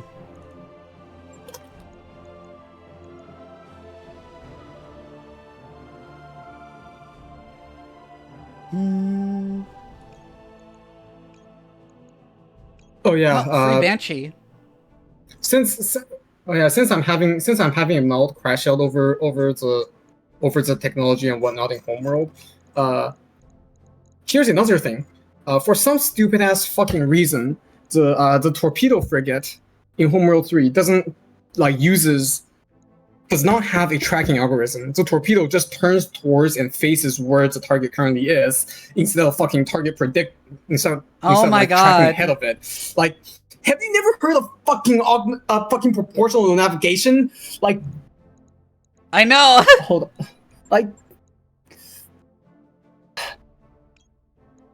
Like it's proportional to navigation. They fucking lost tech to the whichever fucking kits that built the fucking Petal Show class. Like, holy shite! Like that is like the easiest fucking tracking to implement. It is also like the literal most reliable tracking ever for like guided munitions, because as far as I'm aware, nothing is able to like. Yeah, you can't jam inertial guidance. Oh, there's no audio on the cutscene again. Oh god damn it. Well, I sure hope he's not saying anything important. Well, it won't be important in a few minutes when he hits ground.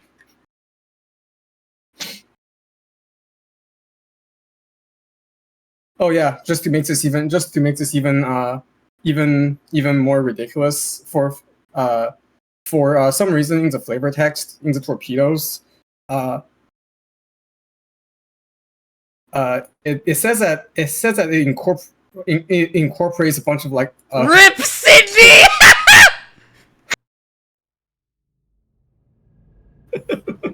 RIP Sydney.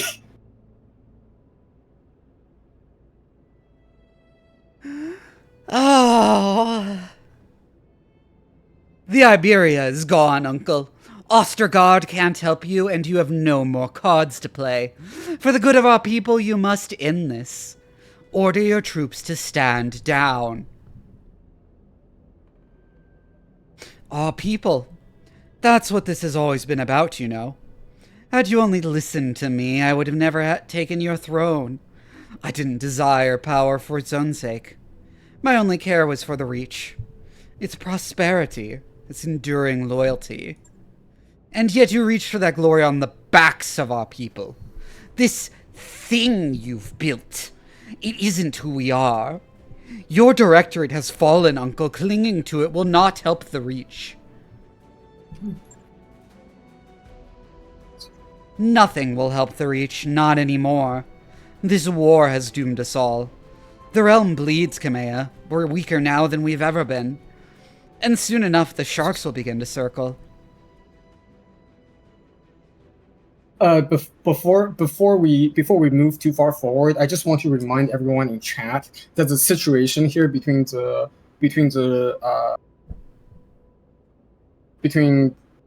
these two is the equivalent of Yemen and Oman fighting a fucking proxy war on behalf of Saudi Arabia and Iran, who didn't even ask for it. No, I was saying like the different factions in Yemen civil war in real life.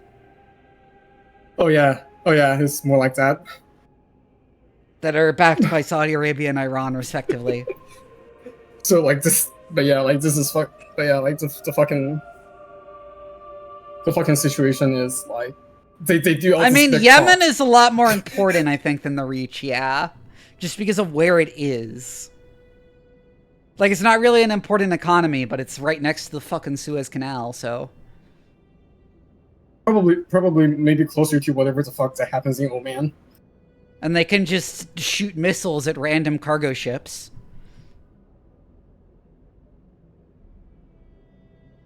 Nothing will help the... Yeah. Will help the Save it. Anymore. You sanctioned Mastiff Montgomery's death.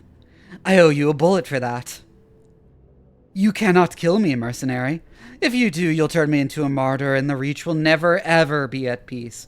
Does anyone actually like you? I'm counting. Oh, I think they mentioned that people on Coromodir do kind of like him, because there's been a lot more resources going to the capital world since he took power, but still.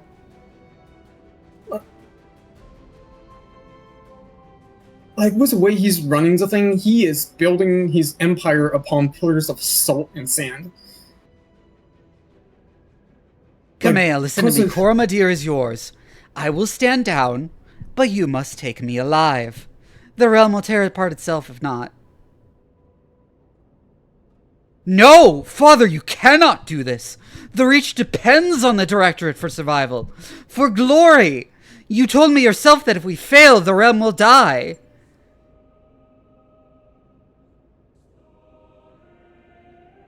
The Directorate has already fallen, Victoria. We've lost. Continuing to fight would only cost more lives. Guess who's not listening? Oh, Victoria's crashing out. Cost lives? Cost lives? You ordered me to kill 11,000 people on Perdition, and now you care about bloodshed? There is an ocean of blood on my hands, Father. I spilled it because you told me it was necessary. Hi, Sugar Star. And it was. But our gambit has failed. It's over, Victoria. I know that's hard for you to accept, but you must stand down. No, Father, you may have gone craven, but I am a mech warrior. I will die before I concede defeat. You want this world, Kamea? Come and fight me for it. Your lance against mine at the tourney grounds. The contest that was denied us. You and me to the death for the reach. Aren't you tired of death yet, cousin? I came to laugh at you. Was the Perdition massacre not enough for you? Ruby the Ghost Kitsune, thank you for the raid! Hi! What were you up to? Someone give them a shout out. Oh, Rainly Line, thank you for the follow. Thank you for the raid too. What is this wannabe clanner shit? I know, yeah? She's going out like Char Aznable, where she's like, no, rival, come kill me, because I don't want to, like, really have to face all the shit I've done. Yes, it all fucking goes back to Char. God damn it.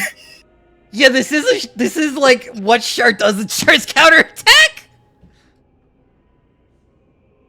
It all fucking goes back to Char. Anyway, someone give them shoutouts. So what is the in-universe reason you don't just bomb her from orbit? Because she has a hostage. I did that for the Reach! For our people! It was my responsibility! I didn't have a choice! But you don't understand. And you never will. Anyways, actually I should introduce myself. Hi Raiders, my name is Doc Vivi. I'm a mad scientist VTuber and your favorite bratty cyborg cat. I like streaming strategy games, horror games, and RPGs, but really any game that gives me an excuse to ramble at length about science on stream because I'm also a scientist in real life. Stick around if you like long rants about science, horny tangents, and a VTuber who's actually good at video games, as long as they don't involve driving. And so I will make things easy for you. You don't have to understand why I've done the things I've done. You need only face me in the arena, where I will best you, as I always have, as I was trained to do. You will give me what I want, or your dear Alexander will pay the price. My father was too weak to kill him, but I am not. Accept my challenge, Kamea! Accept it, or I will grind him to pulp under my battle mech's foot! By the way, bring your king crab. It'll be funny. Trust me. Yeah, I'm gonna bring the king crab, of course. You know what'd be really funny? You know what'd be really funny? What would be? If I headshot her with the Marauder. I was really tempted to just save Scum's ammunition as many times as it takes to headshot him. To be funny. And honestly, you're gonna wish that you get to do that. She's got head cap immunity? No! I figured that would be the case. I figured that would be the case given how many times I've retried the mission. That would be so funny, though. I almost pity you. You'll have your fight, Victoria, and yours will be the last blood that I spill in this war. Prepare your mech warriors, Doc Vivi. When I face my cousin in the arena, I want your company by my side. Sure, but I intend to fight dirty. Any objections? None at all. Victoria's more than earned whatever punishment you care to dish out. Have your lance meet me at the tourney grounds. It's long past time we brought this war to a close. That mech is ready to fight, Commander. Yeah, I got a Thunderbolt, a Battlemaster, and a Banshee.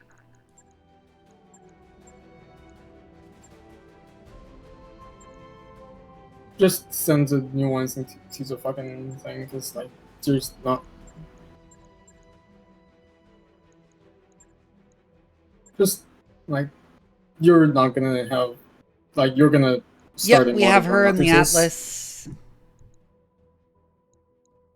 You and the Marauder, you and the Stalker.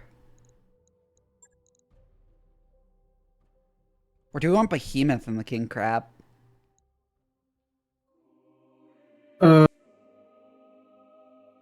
Given the status of King Crab, you're gonna want someone with high piloting and fortitude. Because She has max gunnery and guts. trust me, you're gonna want someone who can tank there for reasons that will become clear soon. Yeah, I guess Medusa's probably better. Other than that, I'd recommend going as Steiner Skeletons as you can. So like, you're gonna want something with more direct fire damage potentials than the Stalker. Trust me on that one, because you're gonna wish you brought something other than the Stalker if you brought it. Okay. So don't bring the Stalker on the final mission. Yeah, don't. Like, at this point, distance is really both your your best friend. In the previous Oh, this is mission, the it was Energy your, Battlemaster. Damn. Yeah, in the previous missions, distance was your enemy because of, like, the complicated terrain, making it impossible for you to fight over longer distances. This mission, distance is really gonna be your best friend for reasons that will become very fucking clear. Wait, if we want to keep our distance, when we want to bring... You're not gonna have enough terrain to be able to make use of indirect fire. But you also, and the map is also not big enough for you to keep true distance, so you're gonna want something to be able to hold both short and long distance. Maybe I bring the Banshee then. Or just the Highlander. Or just take a Highlander. Highlander and Banshee might both work depending on how much you care about your pilots not dying. Cave. Yeah, you can join Cave. Yes, Cave, get here. Get over here. We need more science people. Cave! Yay! Hello! Hi, Cavearoni. Rigoroni, macaroni. Oh, I accidentally stuck it to my tail. Oh.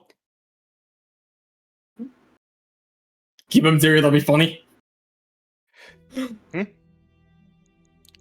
Okay, oh, shit. What do I bring then?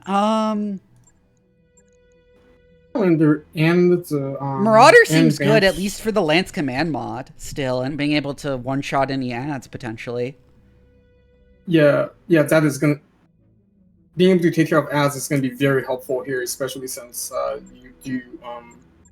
No, If we bring the Kinotero, whoever's in the Kinotero is gonna die on the first time. Today I learned most workplaces don't have Class D fire extinguishers. Maybe I just bring the Battlemaster for all the SRMs. And put Behemoth in it. I'd recommend either a Highlander or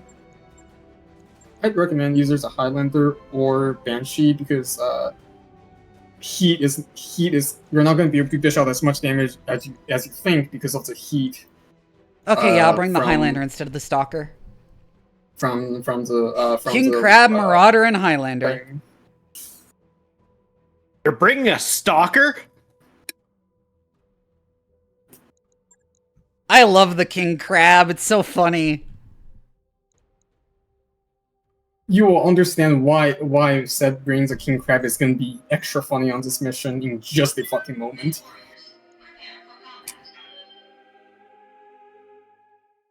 I should have waited till ads ended to start. 1 second. You brought a stalker. I'm making sure all of my social media presence doesn't indicate who I am. I didn't bring the stalker. Okay, cool. Although I've Never been bringing mind. the stalker on like every mission. Doxing myself religiously. Phoenix is telling me this map is really small because yeah, we're just fighting the evil rival character in an arena. Because she's refusing to stand down even though the Directorate has unconditionally surrendered. Oh yeah, because that one woman was really, really, really mad. Yeah. And just kind of mind broke. I mean, she's just screaming about how many innocent people she's killed for this, and how she doesn't want to confront that. I'm going to put more innocent people at risk. I mean, like the crash. Well, no, that's why she's challenging Lady Arano to like a cage match. I mean, the crash out makes sense because like, if you like go through, if you remember the original recording, she didn't want to do that and was talked into it. Yeah. So like, she is like genuinely. Probably not remorseful because she was not taught to be remorseful, but like she's like just genuinely crashing out at this point because all's out for nothing. She's relying on the adrenaline to keep herself from confronting the things she's done. Yeah, she's mind broken. That's what's happened. It doesn't need to be about sex. Incoming transmission. Victoria, I need you to listen to me. The Directorate has fallen. Our armies have been routed. Even as I speak, Restoration forces are closing in on Cordia City. If you kill your cousin now, the entire Reach will fall into anarchy. And if Kamea wins, the Reach is doomed anyway. You've been telling me that for years now. Was it all a lie, Father? Victoria, this is not the time for a debate! You will attend to my words and obey me, as you always have. I order you to stand down for the good of the Reach. The Directorate is the Reach, Father, and I will never stop fighting for it. Wallow in your cowardice. I will win this war in spite of you. Oh my god. Okay, so she's insane. Yeah. She's cut the line. You're going to have to put her in the ground, Lady Arano. She's too far gone for this to end any other way. If that is her choice, then so be it. I'll do whatever I must to save Lord Madeira. Fall in on me, mech warriors. We have one more wrong to right. Oh, it is Madeira. Remember, distance is your best friend. Too bad you don't get much of it. Yeah. Becoming an adult, be like, your best friend, you don't get much of them.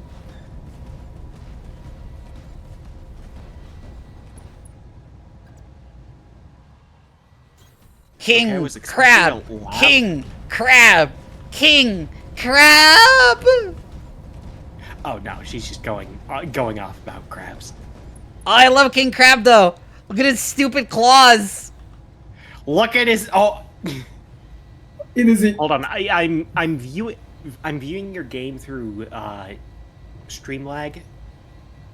Let me show it on Discord also. I should have done that a while ago actually. No worries. In that case, I can support you on Twitch and also watch live. Even if it does have the stupid backwards or its planetary legs. I love King Crab. It's just such a scrungle. It's such a scrungly. He's so scrungly. Look at that thing. It's incredibly silly. It's like, man. By the way, he has two of the biggest guns in the game. Well, yeah, those are his claws. Biggest guns in the game. Yeah, the biggest guns in the game in each claw. Yeah, the only thing bigger would be the UAC. Makes sense when it's crabs, because goddamn, those motherfuckers can pinch hard.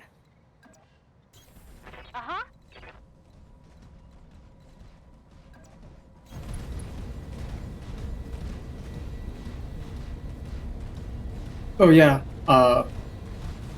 As someone who has never played this game, I'm interpreting it as basically Fire Emblem, but before you move your weapons. units forward again, I want you to compare the amount of armor Kamea has versus your other mechs. and consider 1520. consider her. You have my attention. Oh, Yeah, and Yeah, consider 1520 her, and then optional- 1680 on the king crab. Yeah, and consider what range you should put her at, based on the armor as opposed to weapons. Because remember, she can't die here. Mm-hmm. Position confirmed. I mean, honestly, that's not wrong, other than you not getting that many guys like you would in Fire Emblem. This is very much a Fire Emblem story. It's literally you're a royal guard for, like, a princess who's about to be crowned, and then her uncle betrays her and seizes the throne in a coup.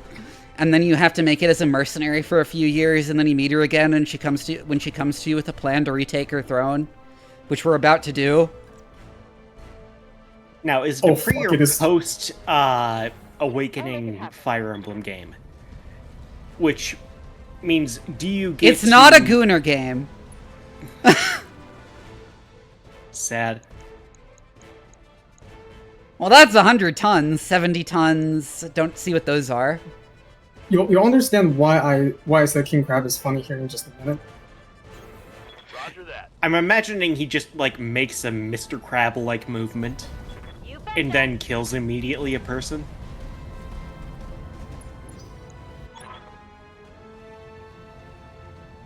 Is she in a crab? It took you long enough, Kamea. I was She's beginning to got wonder crabs. if you turned tail and run. It wouldn't have been the first time. Crab battle! Crab battle! I'm here for you, Victoria. And the justice of House Arano rides with me. How poetic! Just imagine- I have no justice for you, Kamea. No flowery words, only pain and death and humiliation with Lord Madeira as your audience. Let him go, Victoria. Now. Quit wasting your breath. We've both waited for this long enough. Come to me, cousin.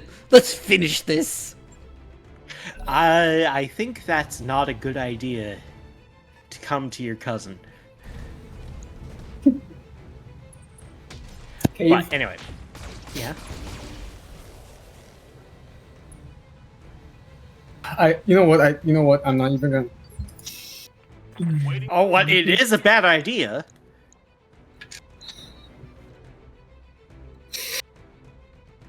I'm just imagining them, like, Mods explode these balls. posing at each other so hard one eventually surrenders or literally dies out of excessive crab exposure.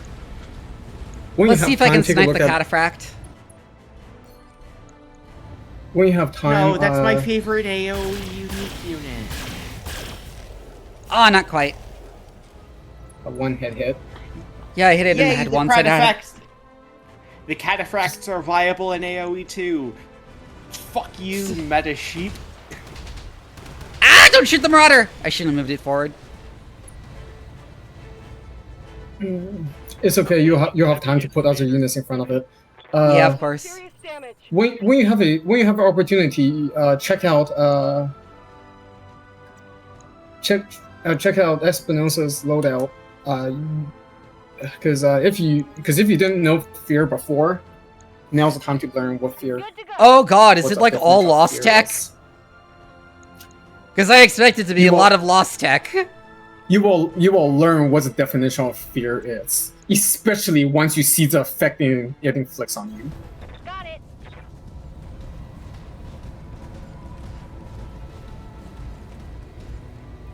I went into this mission with a much more expensive, much better equipped lance with way more like plus weapons. Was like pretty much all plus and plus weapons, and it took me like multiple tries to be able to get through the thing. Come closer.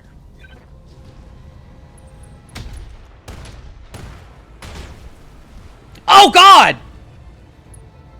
Yeah, those are lost tech! Internal structure damage. I just took a heavy hit. Take a look at Oh no! take a look at what devastating blow do to you. Take a look at what the effect of devastating blow is. I've been crippled?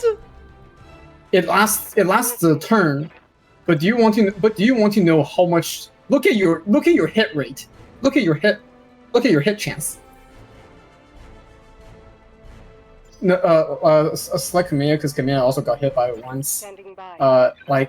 Like aim at the target. Oh God! Yeah, that's what devastating blow does to you. Oh, I can see. I know what a percentage looks like, and it's good God. Good God, that is bad. Like I don't even need to know what the game is played like. I'm just like, oh fucking shit. Like before you hit the fire button, hover over the weapons on the right. Hover your mouse over it. Well, I'm using Medusa right onto- now, who didn't get hit. I'm gonna shoot the Jaeger mech to try and get rid of it. Yeah. Once you get there, hover over it, and it will tell you like how badly, the exact amount of how bad it impacts your thing. And like, holy How'd that not knock shit. it down? Fuck you. Oh, and it's just an awesome for the last one.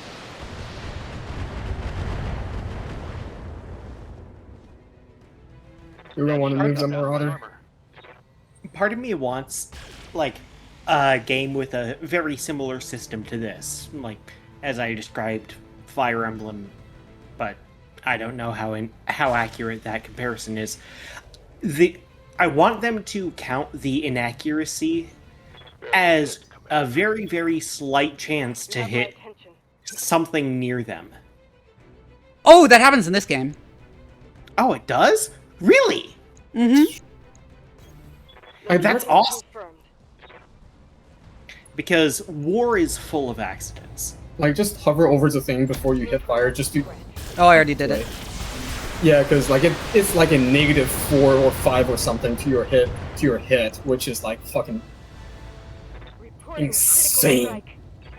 Is that? Oh, I thing popped still off both its... It lost both its arms. Oh, okay. Armless dweeb. And the arms are where they are in the weapons. Ready for orders. Unless they're on the shoulders and attached to the main hull. Like genuinely, this is like genuinely, you want as much distance as you can reasonably keep from the enemy. So like you've already moved way that too makes close. sense. You've already moved way too close since the start of the mission. Yeah, I can imagine. On it. I can imagine it when you're dealing with missiles and rockets and big explosive guns. You don't want to get close at all. It's literally bringing a sword to a gunfight. Affirmative. I'm gonna try and finish off the cataphract too.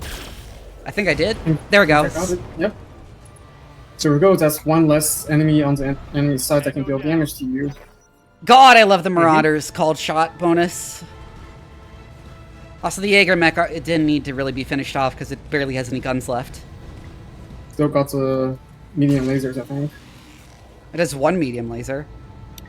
If I were designing a mech, Systems holding. I would actually genuinely Ready for orders. mount a nuke within its, at least a very small one, within its core functions. Because if your arms get shot off, you stop being useless and it can actually do something. I mean, I'm gonna split targets here. But then again, mounting a nuke on a thing is probably not going to Recall correctly, the be LRM 20 viable PC enough to hit play out your way. chance on. Yeah. I'm on it. There we go. The Jaeger mech can still kick. Like, kick them in their mechanical dick? Like, what are you gonna do? Send your lancemates to me, Kamea. Things that missiles and bullets and basically anything can't? Oh my god, that flamer range! What the fuck? Jeebus Chris! I just Superheated plasma. Superheated plasma. Like, take a look at the stats of the superheated plasma inflict on you, because you are gonna It's fucking hate basically- that. that's basically fire, but for mechs. Oh, good God. She's not even coherent enough to correct me. This is just how fucking terrifying the situation you are in right now is. You're gonna want to like seriously fucking focus fire now that you have the action economy advantage. Like, Yeah. like as long as that king crab is fucking dead, you're all good. Stop that snapper!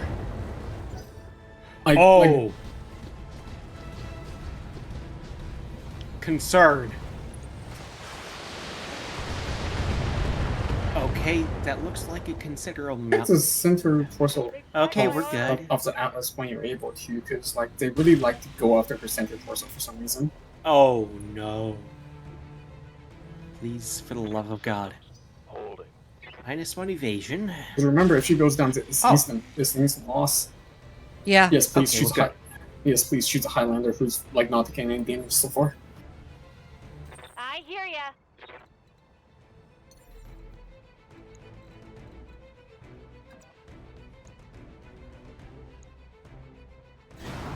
Thank you. Okay, so when you bring up the aiming thing, I think the different like shades of white are basically just different ranges with different accuracy levels. The shades you see on there are how much armor it has left in that spot. Oh, like no, like you were aiming. You can see. Oh, it's a like, percentage. one is it's okay. Yeah. So it takes both into account. Okay. Oh my god, Go for there the goes head. Falcon Boost both legs. Well, I'm assuming. Ooh, I think I got the cockpit. Thing. There we go! Yeah, just- Yep, that's 80 damage to the cockpit. I don't think there's any max with more than 80 total armor and health. Fire and steel. Oh my god! That was cringe.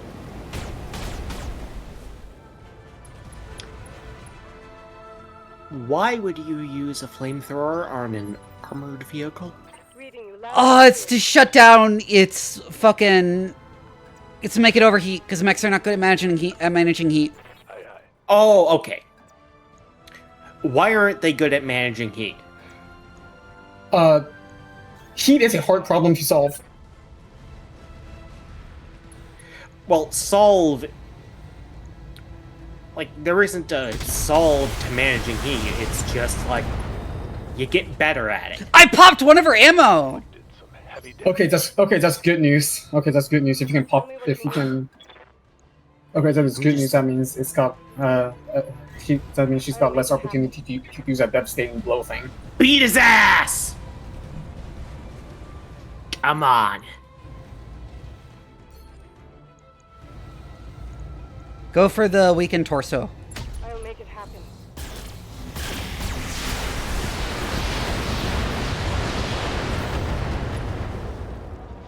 Oh, I knocked it down! Nice! Nice! That rules! Well, too bad she's getting up like very quickly. No reason. But to I get a not- free call shot, which I can use to pop off the left torso, That means which is already one less- damaged. Yep, that should remove one of. That should remove. Yep, two of the there goes one of her primers. guns. Oh, nice! That should remove all of her missiles, 1 AC-20 and 2 flamers.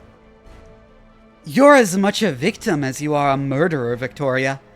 Your father raised you to kill in his name, and you are a fool! Your father raised you to believe you were the hero of some ridiculous fairy tale, and you still believe it, even now!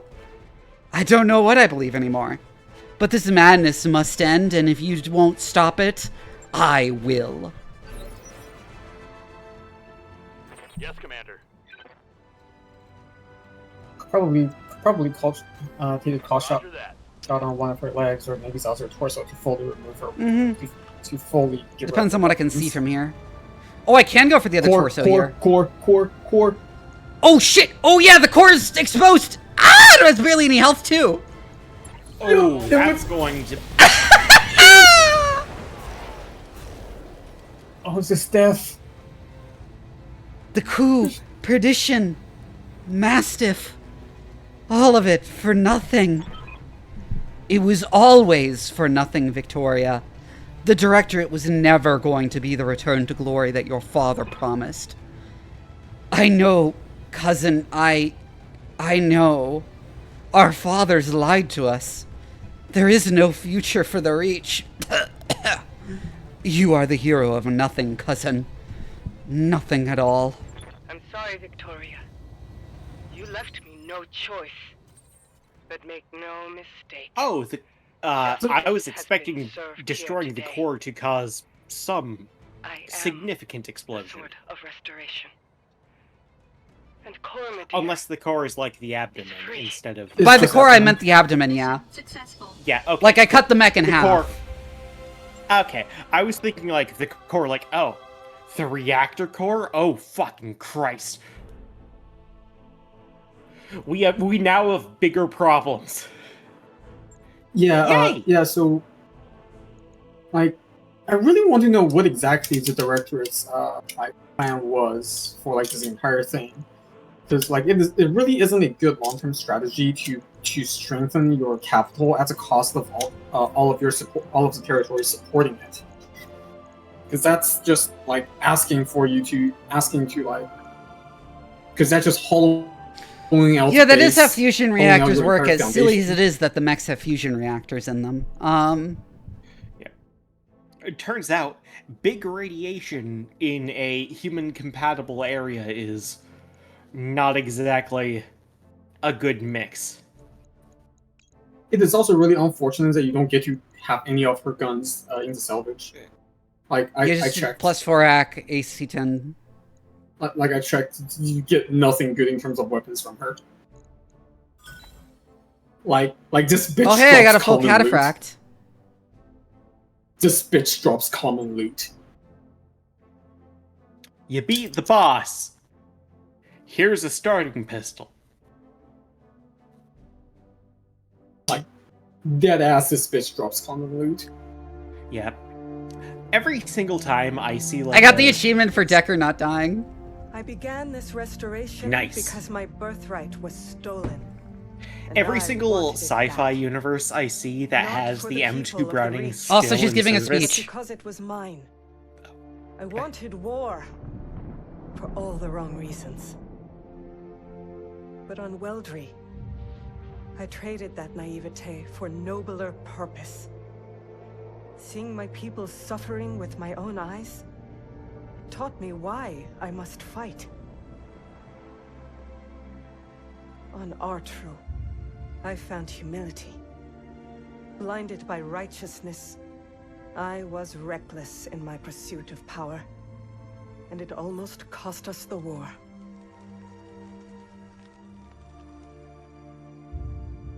On Guldra, I learned to steel my heart.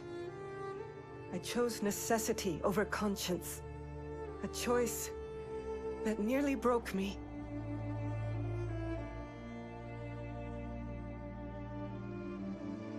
Finally, on Coromodir, the world of my birth, I found resolve. And standing over my cousin's broken body, victory.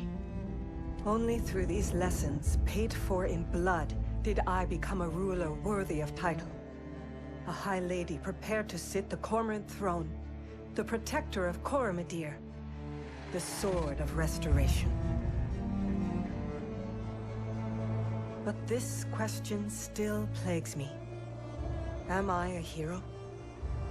Did I sacrifice too much at the altar of victory? Do my triumphs outweigh my mistakes? War is a clash between conscience and necessity. An ocean of chaos and bloody compromise. War shapes history. And history chooses its heroes.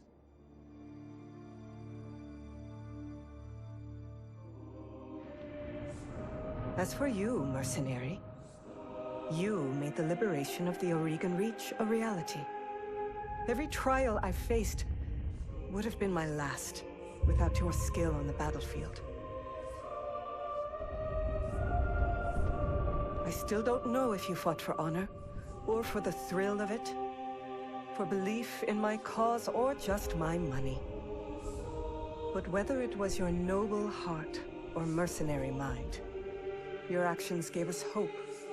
That makes you a hero in the eyes of history. And you know what? It doesn't matter if you believe it, because others do. As I believed in the heroes of my father's stories. After all, when we are gone,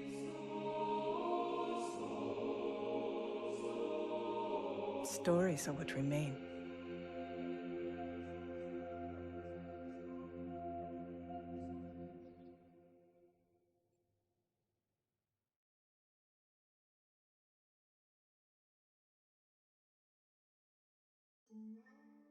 Neat! Two things. One, sorry, I didn't realize what was going on. So, yeah. I like the pictures of the team and the credits. More games should do that. Oh, that actually rules. Mm-hmm. But yeah, sorry about talking too much. I might do the DLC, yeah. And yeah, the clan invasion happens on the other side of the Inner Sphere. The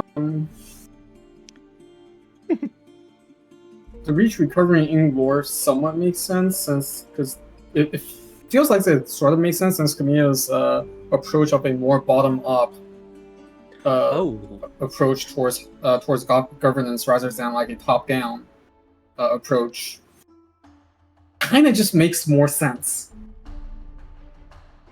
Also, we have the backing of the Canopians, which, like, they're a minor power, but still. They're a minor power was... And the Taurians now, style. too, actually. And the Taurians now, too, actually. No, Taurians... They're not pulled out of the quite thing backing entirely. us, but they are friendly with us. Like, they're... Like, at worst, they're neutral. At best, they're like, oh yeah, they're chill. Yeah, it's more like they're chill with us than they're allies. Like, unlike the Canopians that, outright supported us. Yeah, Canopians outright supported Kamiya because supporting Kamiya means averting larger outfits, larger conflicts from breaking out. Oh my god, he has the Kylo Ren helmet! That said, I'm not sure how much the Canopians would like keep their support onto Reach till even after the war. Oh boy, Reach? That's what we're going to play with Reach. Coromodir is now a puppet government for Canopus. I mean, that's not the worst fate, even if it was true. The Canopians are kind of the good guys. They're just the too minor to be... Everybody knows that we're just calling Canopus good guys because they have cybernetic catgirls. Canonically. I mean, yeah, but they also have, like, actual civil rights in a welfare state. So... Have the Canopians ever been in a significant level of power? They're like a minor faction capable of punching above its weight to maintain its independence, but not being really relevant on the whole scale of the Inner Sphere. I'll give it time. They're not big enough to be worthwhile for people to fuck them over, but they're also powerful enough that that it doesn't make sense to go out of your way to fuck them over. Mm-hmm. Yeah, it's... Which honestly It's is kind of not- the ideal state to be. Yeah, it becomes unstrategic to fuck with you in basically any capacity. They also sell arms to everyone. Well, Like, yeah. honestly, like that is a peak condition to that is a peak condition to be like minimal stress because you're not like nobody expect you to do big things on the big stage and so not a lot of eyes on you. But also because like you're too much trouble for people to go out of your way as long as you're like don't insert yourself into situations that you don't belong in. No one will ever have a reason to even go out of their way to fuck you over. Like that is genuinely the fucking nicest place to be. Yeah, it's also like so long as there are entities capable of doing violence upon you, you must be able to retaliate with violence upon them because Yep, the rule number one of wanting peace is pacifism is not the answer.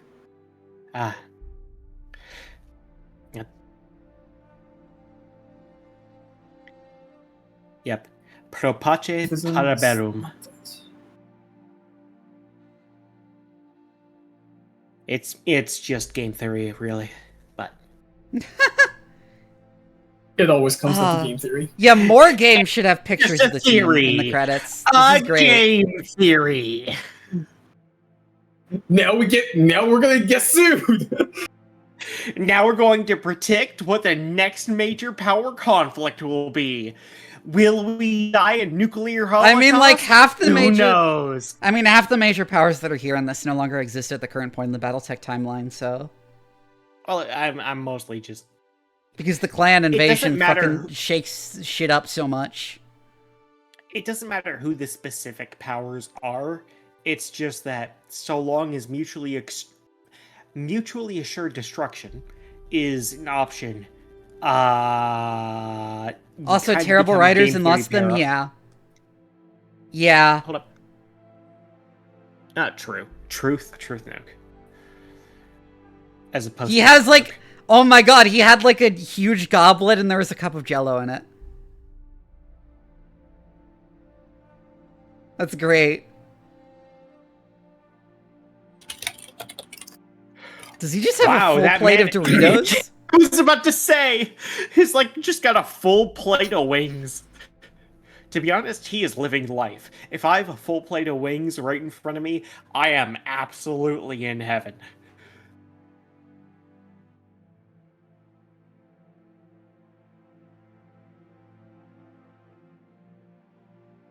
I like that they give pictures to all the people who work on it. Yeah. It's nice. And we gotta respect the credits, right? I should actually detach my cables. Yeah, see you around, Rainly Line. Thank you for the raid.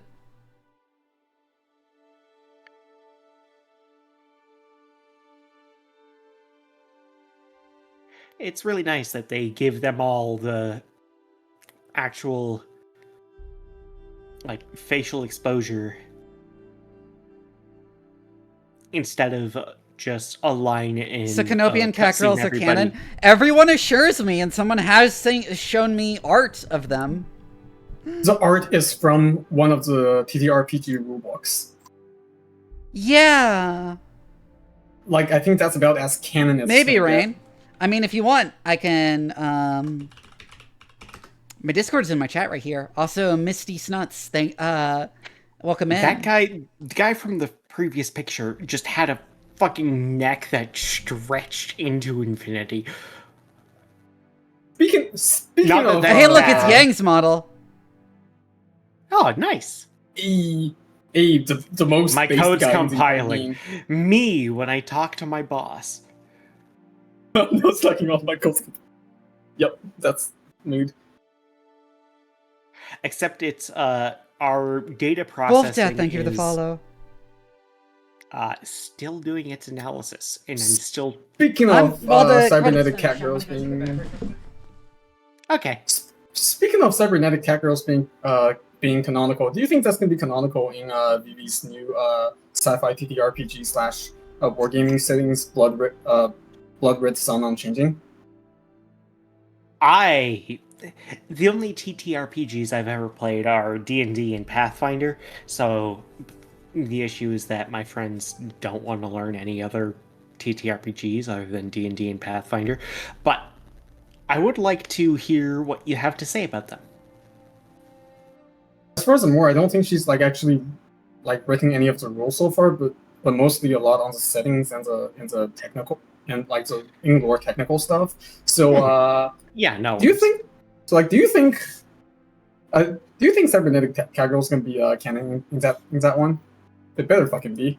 It'll be funny. I mean, what? We can create cybernetic versions of real limbs. Why not cybernetic versions of artificial limbs? Like what? You can make a cybernetic tail. We can make a cybernetic liver. You know how complicated that is?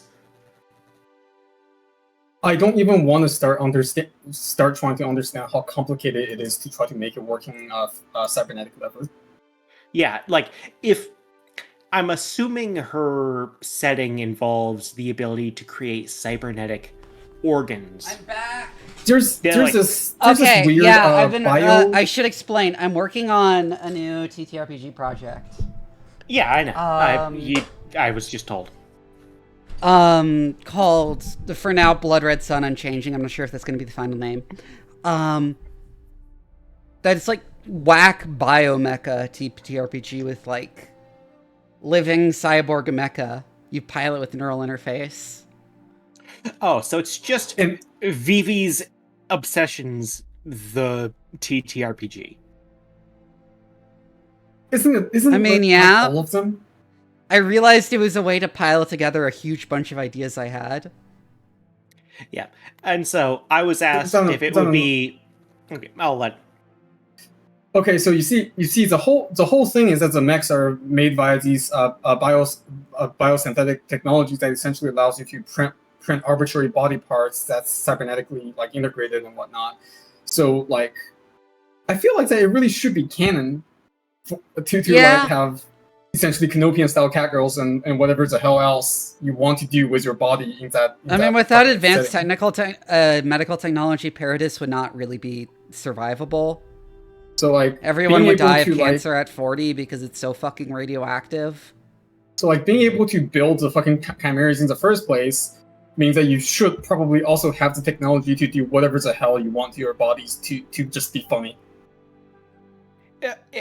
Okay, so the thing I was led to believe that it was well, at least what I assumed what I was being led to believe was we were talking about prosthetics. And so I was asked, like, would these prosthetics be able to give you cat ears and like a tail? And I'm like, God damn, if you can recreate a human liver, I think you can recreate a fucking tail. And a main reason for these wacky biomechanical mechas is just that because Paradis has so much fucking radioactivity, it screws the normal computers that are fancy, and as a result, the human colonists there have actually like kind of gone backwards in computer technology. I mean, yeah, we like. Those are said. Speaking of the whole radiation stuff, if I recall correctly, there's a lot of development in both hardware and software hardening in against radiation in like computer technology in recent times. So yeah, so like, well, it is for a concern, computers that aren't high performance like modern ones. No, like even with modern commercial hardware, there has been like a lot of advancements in software-based hardening. I hadn't heard about that. Because like, but that really doesn't solve the issue, because usually the way you make hardware radiation hardened is by just making the transistors bigger. Yeah, they launched a bunch of like actual like consumer hardware in a satellite up to space, and basically hardened it almost entirely using just software like software adjustments, and it is running way better than they initially expected to. I have to find the article for it, but like I remember. That's interesting, and I'm going to ignore that because rule of cool. Of course you will. And eventually all the hard science falls to that. Of course. Of course you will.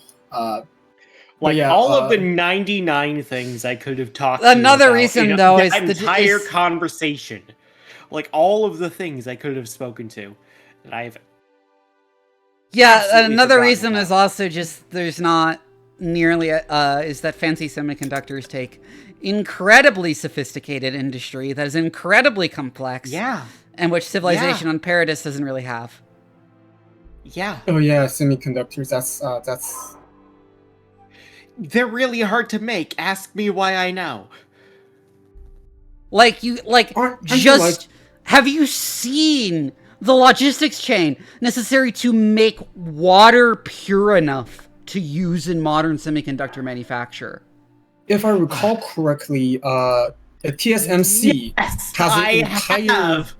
an entire water processing plant the size of I think like bigger than their main silicon fab, right next to their main silicon fab, just to process water. And they can only use like 40% of the water that comes out of it, because only 40% of that is pure enough for using silicon fabrication. Mm-hmm. and if I recall correctly, there's like 2 places on Earth that can make 5 nanometers transistors. Mm-hmm. And that is like in Taiwan's entire national defense strategy, being so goddamn valuable with the fact that they're like they're the only place they make.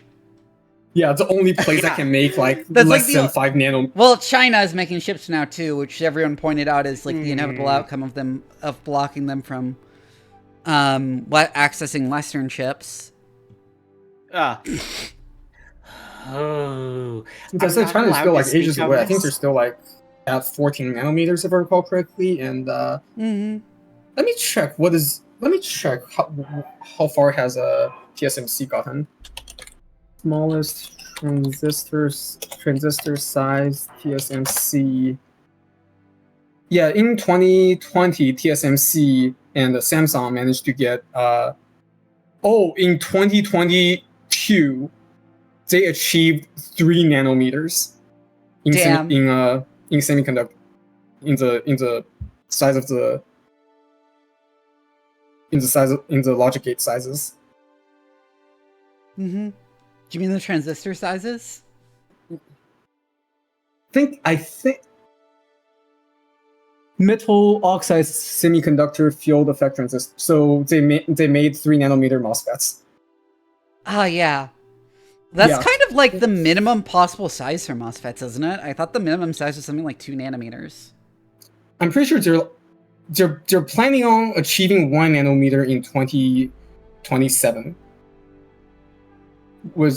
Except the gate pitch.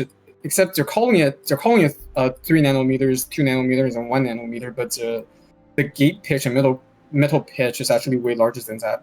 The gate for the current 3 nanometers that actually exist. The gate pitch is 48 nanometers and the metal pitch is 24 nanometers. So it's not like. So I don't think it's like physically that small. It's just that I think the key part of it, the gap. I think it's just that some parts of the gap was like gotten down to that size. Yeah, because you run into a point around at least around a nanometer where electrons just quantum tunnel across the gap. Yeah, at one point, just the probability of it quantum tunneling is high enough that that it's impossible to make it effective. Oh damn, we flipped a bit. So we're pretty close to the maximum possible performance from silicon computers, basically. We're semiconductor probably reaching the limit of like conventional semiconductor density. Mm-hmm. I wouldn't necessarily say capability for like I wouldn't necessarily say like computing capability because there's also other ways of like squeezing more performance out of the same amount of hardware. But like there are definitely a lot of the advancement is in going from 2-dimensional circuits to just actually making them 3-dimensional. Yeah, so like there's definitely they can be packed efficiently in 3 dimensions. Yeah, there's definitely like other ways of making it more efficient. I think there's also like research in using other semiconductors that can only be grown in microgravity to achieve like ridiculous levels of efficiency. I'll pack you efficiently in 2 dimensions. I'm gonna fucking flatten you out with a steamroller. Like in a cartoon. Yeah, are we going to be playing the fucking Looney Tunes theme? She really wants to stop me like Mario chat. Oh my god. No, I'm going to stomp you like that drunk guy the drunk guy I saw on one curb stomped the guy who was high on cocaine on the other side of that curb. What the fuck? Being a physicist does not keep me out of the streets. What? That's a crazy thing to share unprompted. Anyways, do you ever think about whether there's anyone who still thinks based refers to being high on freebase cocaine? And thinks everyone is just talking about cocaine nowadays? I didn't know that that's what that meant in the first place. Yeah, that's what that originally meant. Per my Blue Sky post, that reply is one day gonna land me. Is one day gonna get me trouble in a court of law. Which actually makes sense in the context in which I learned the term based was just the most right-wing 4chan shit you'd ever seen. Yeah. There was a rapper, I forget his name, who like started using the phrase based in his music to mean like true to yourself. Oh yes, and for some reason that got picked up by cocaine. 4chan. Yeah. Oh, because they're both addicted to cocaine. Like both sides. Yeah. I've seen 4chan. The cocaine addicts rule that site.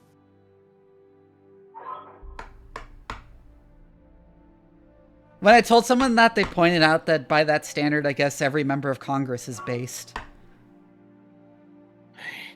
And the cabinet. And the Pentagon. Anyways, let's not talk about politics, but still. I'm just gonna link the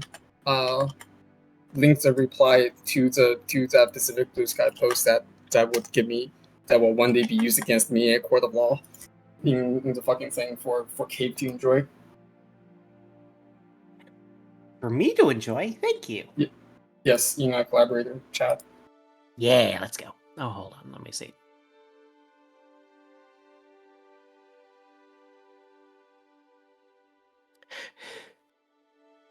That reply is going to be... Let's see. Okay. Oh, okay. Okay. Let me see. I have... Because I forgot what the reply was. Y'all aren't? Oh, y'all aren't, yeah? That reply is one day going to be used against me in a court of law.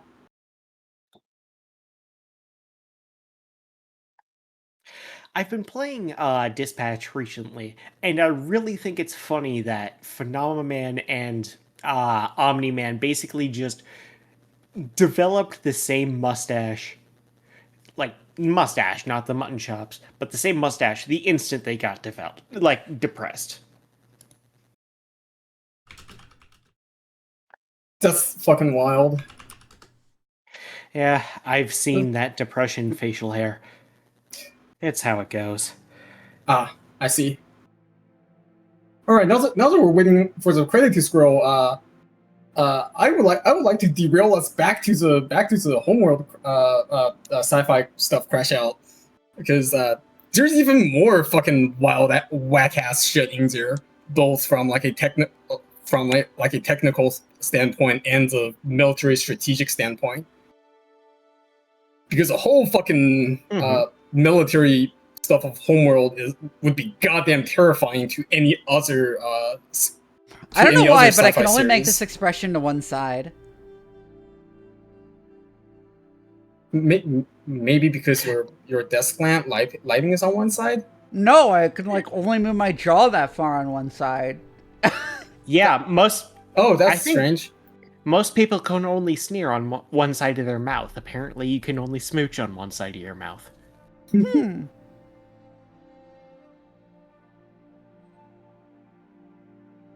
For me, it's my left. I didn't know that.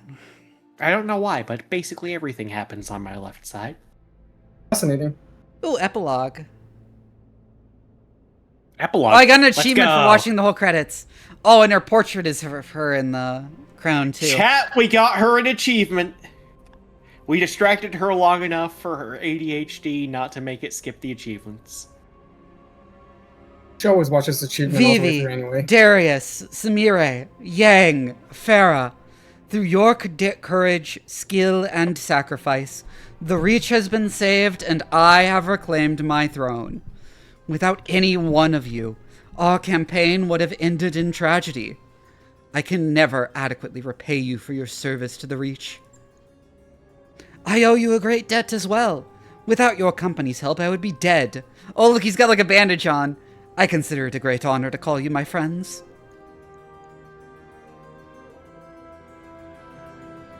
The feeling is mutual, Lord Madeira. We'll miss having you aboard the Argo.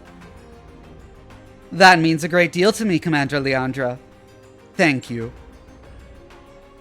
It's a new era for the Reach, and I have your company to thank for it.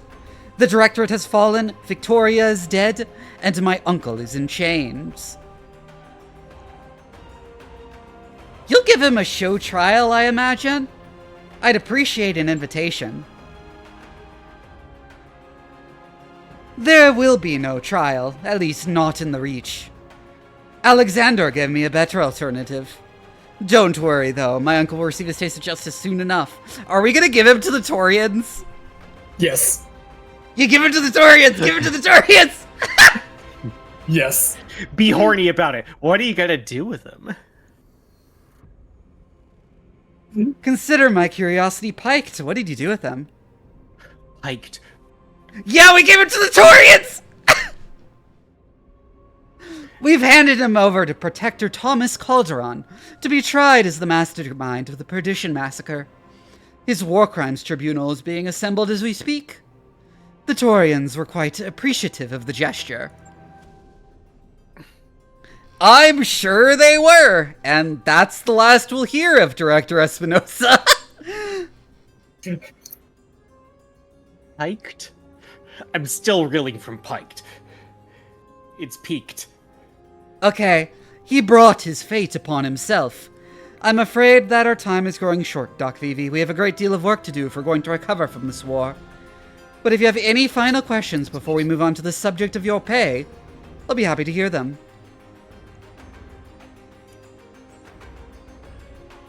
Before we talk money, I'd like to hear what's next for the restoration. After all we've been through, I feel invested in your success. Up, Yang.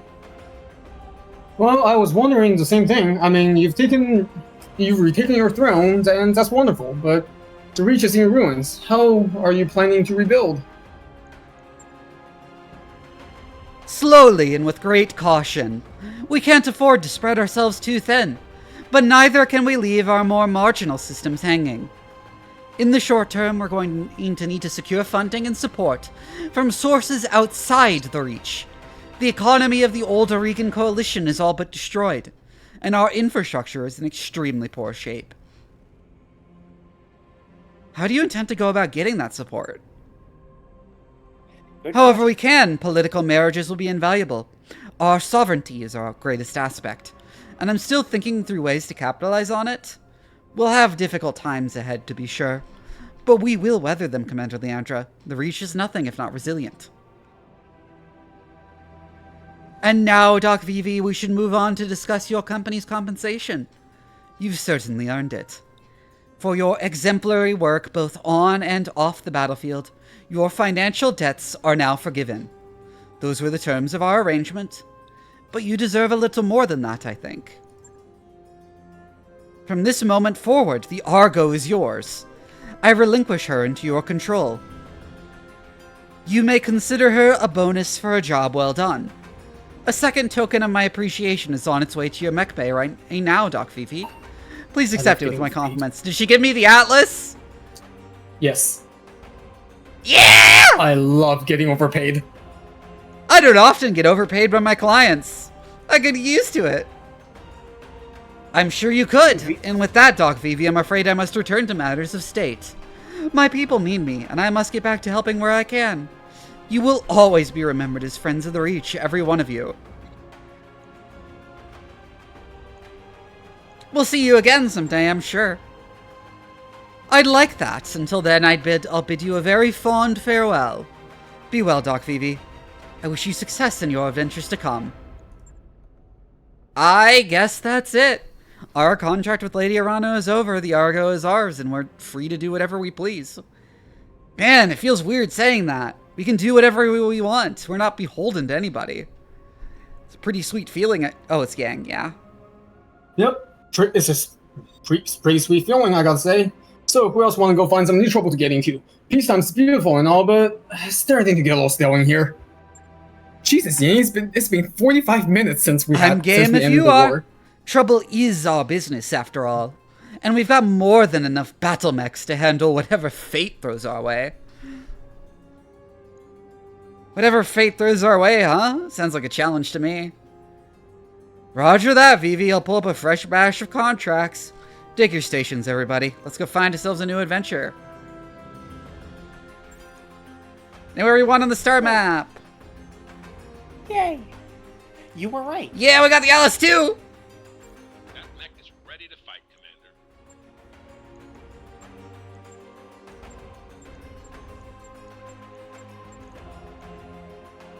That mech you wanted is back online. That mech you asked for is cleared for fighting. I'm gonna put these in storage for now because I have no idea what the fuck I'd want to replace them. But yeah, take a look at how much she paid you. On the top right. Oh my god, 8 million. Okay. Yeah, Oh, yeah, she fucking I don't like you got actually- overpaid. as all hell. Atlas. It's a fucking American football player. Oh, you reminded me of the Vikings. They have made 100-ton mech covered in lost tech. 1 second, I need to go to the bathroom to mourn my losses. Hi, Daedalus. We just finished the story.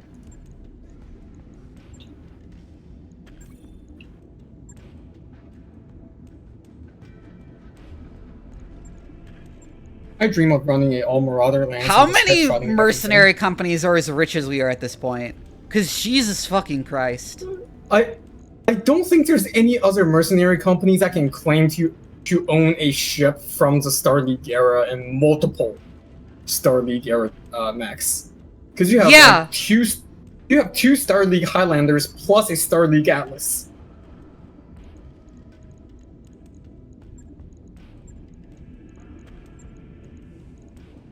One replacement jump jet in the legs and extra flamer. Yep. Beautiful. Because yeah, like at this point, At this point, we could go just take over a small planet. yeah. Oh. Yeah, no, because you have the Stalker, you could probably put one of the archers away since the archer is basically just your backup for the Stalker. Yeah. You don't really need two backups, which would make room for another assault mech to be readied on your lineup. If you decide to use another assault, that is. And this is the laser Battlemaster.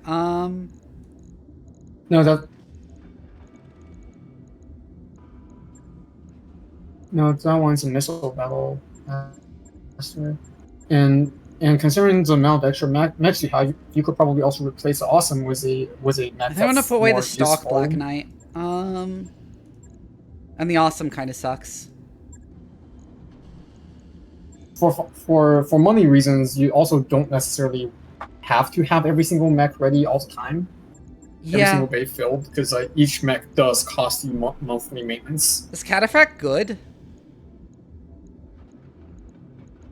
It's kind of meh. It's in the same class as Blackjacks and fucking and all the other ones that doesn't have arms and just have guns in place of arms. I am back and have very much even less to contribute to this. Post game, you just go into regular career. You get access to a lot of the DLC content that's previously not available, such as the Flashpoint content, and you get to and the Flashpoints are essentially smaller mini campaigns that you get to conduct simultaneously with one another. The Awesome 8T might be better, but I'm definitely readying the other Banshee. Warmed up ASAP.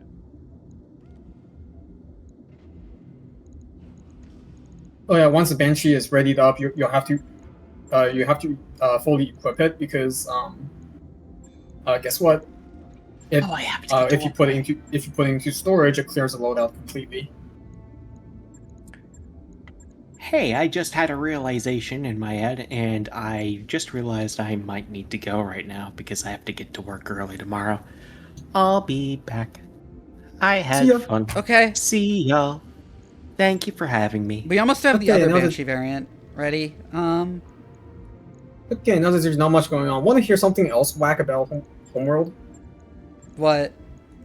For some reason, the torpedoes from the torpedo frigate in the mine layers, in the mines deployed by the mine layer frigate, are just these self-contained fusion reactors, and it uses it both as propulsion as a payload and as propulsion and payload. Whack. Yeah, whack. So yeah, the torpedo uses vents. Awesome 8T seems like it'd be better than the Awesome 8Q.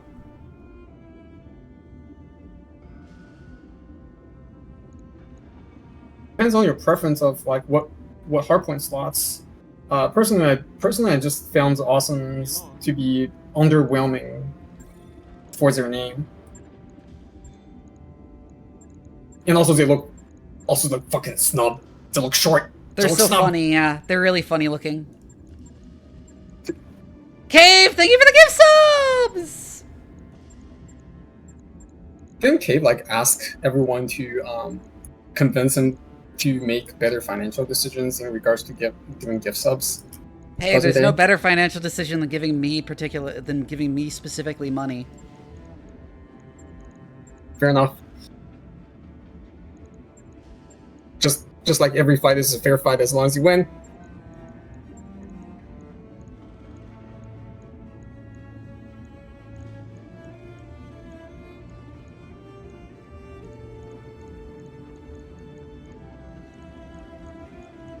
Cave, you'd think that asking for advice itself is a advice towards yourself regarding. I guess I'll bring the other Black Knight back out. But yeah, the entire fucking thing with Homeworld's weapon technology is fucking wild. If it's not a railgun, it's a self-contained fusion reactor that's being used as a warhead somehow.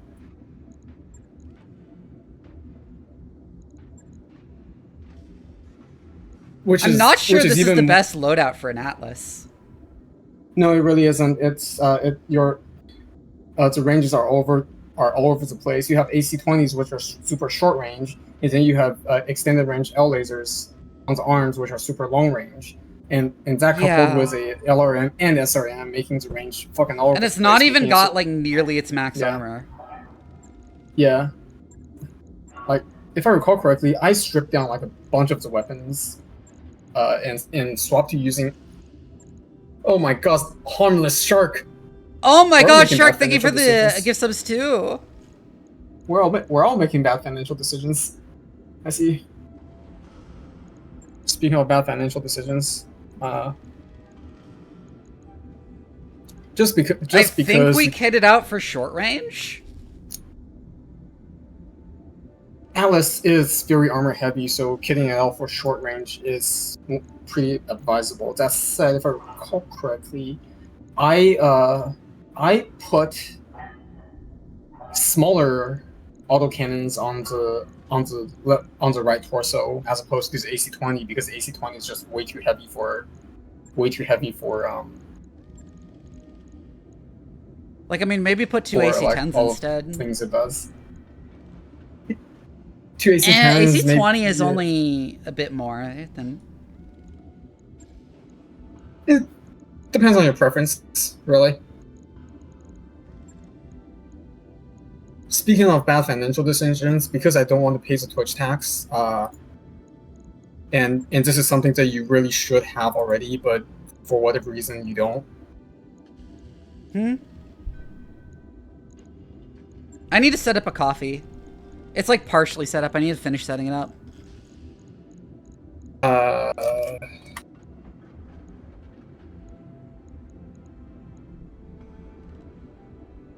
There we go. There's my mildly peer pressured bad financial decision.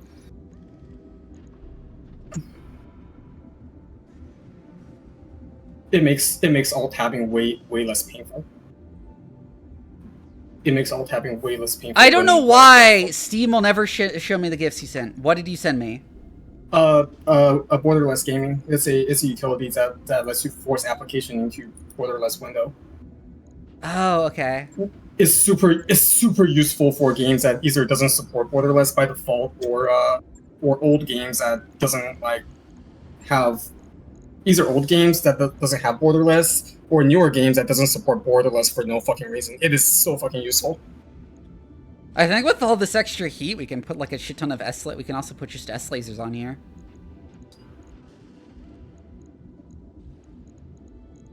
But yeah, this time it's an actually useful item, not a gag gift. Mm-hmm. Yay. Alpha Strike 160 heat. M lasers might be a mistake. Yeah, M laser might be a mistake because you have like. If you're gonna mount an AC-20 back on, then it will probably be good for you to like take it out of the dismount bin instead of your weapon stockpile, because this way it'll reduce the cost of your good point. Yeah. Yeah.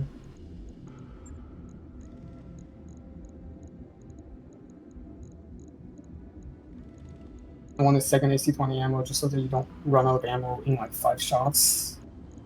Yep. You can also do the same with the regular SRM6 that you already have installed, as well as the ammo on the right side because I think it originally had an SRM6 that you can take out of the thing.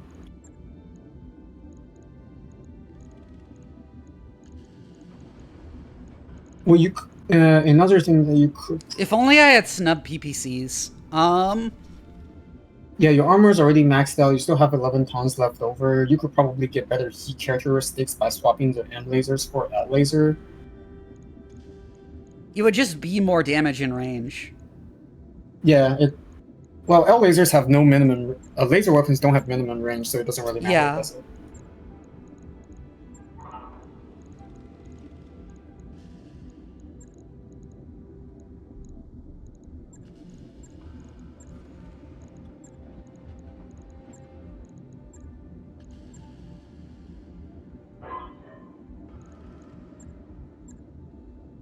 I'm not entirely sure how long your SRMs would last with only one ammo bin.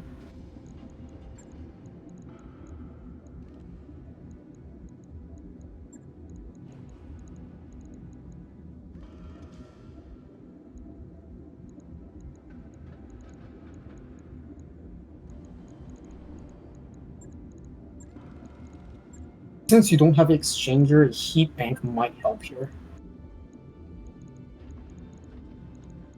Yeah, I have squats to do too. Yeah, I don't have an extra exchanger, but yeah, heat bank would probably be your only way of controlling your strike heat. Actually, it doesn't fucking matter because of how high your alpha strike heat is. You're just never gonna get your alpha strike.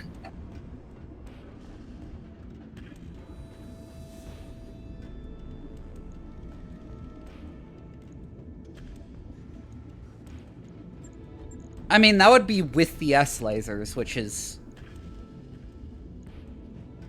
24 of the heat.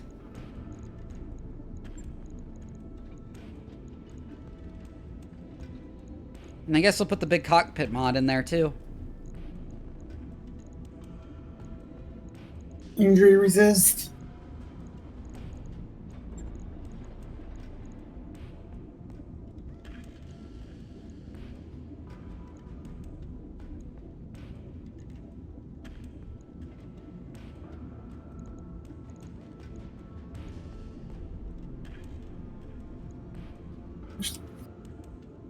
Given how much the arm mods weigh, it might make sense.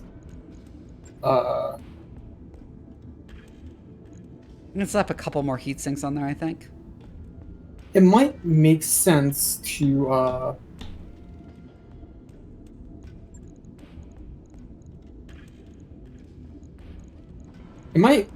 swap the lasers in the arm for a melee arm mod, so you can really go all in onto like being operating in the super short range.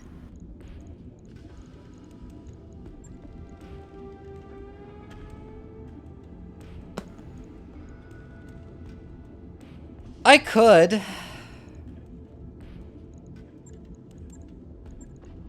I took this shit out, I can almost fit it, but only almost.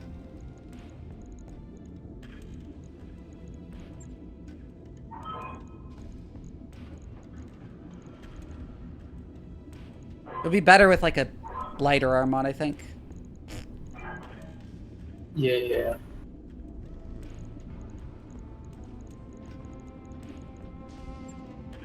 You could probably remove the S laser. Let's see what's in the store here. Oh, speaking of snub PPCs.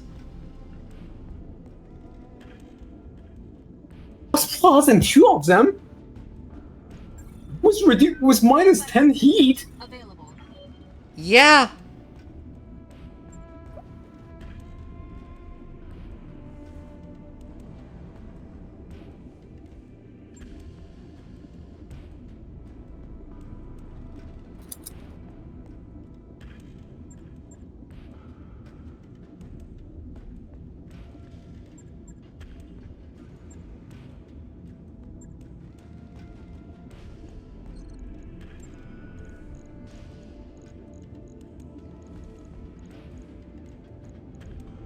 Okay, so I still have the PDF from the homeworld stuff open from earlier when we were talking about it, and I've just been reminded of how goddamn terrifying it would be for any sci-fi navy to go up against a one from homeworld purely because of the logistical bullshit that they do on the regular.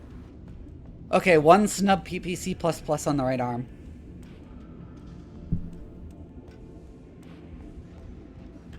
That's also weight and heat you have. I think you're kind of cooked with that kind of heat generation.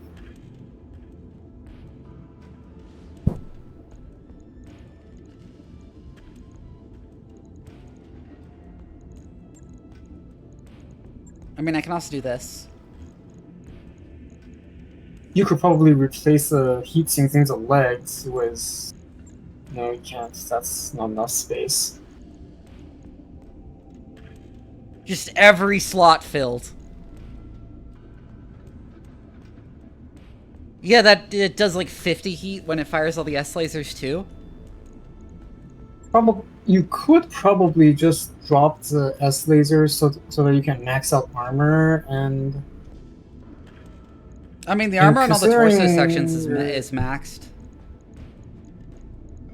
Well, your legs and arms are a lot more expensive, are like very expensive if you recall, due to the stuff that you're putting on them. Target 4 would be the most.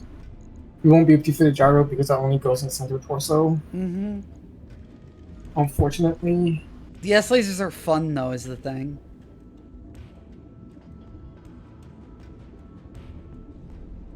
If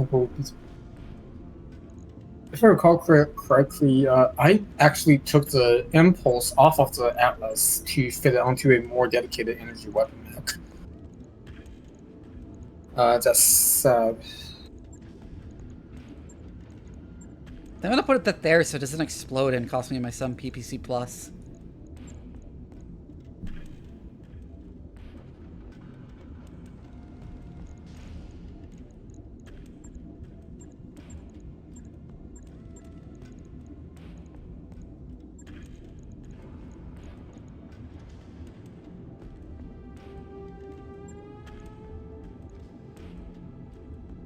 On it. I'll let you know when that's done. Woot!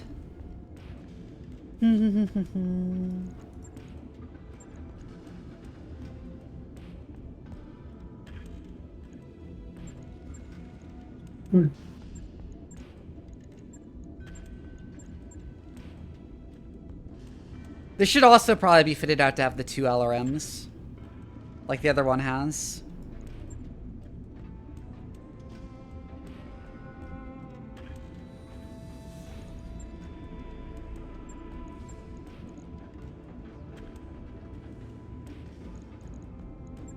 Alright, I also have the other Battlemaster variant, which I never fitted out.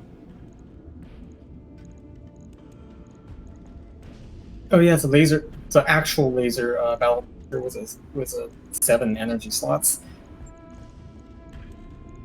Mm-hmm. Yeah, I don't got any like serious advice for you beside That does not need 2S or anything. Min-max. Beside just min-max lasers. I think we take the normal PPC off and replace it with the snub PPC. You could, if I recall, if you could, oh yeah, remember the fucking insane number of L laser mech that I posted this one time? Yeah. This is the one. This is the one. I think we definitely strip the MGs off. In favor of S lasers, of course.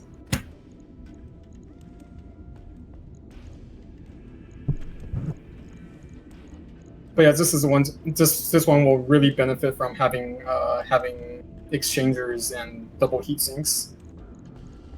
Oh yeah, and it has some slots for ballistic weapons too.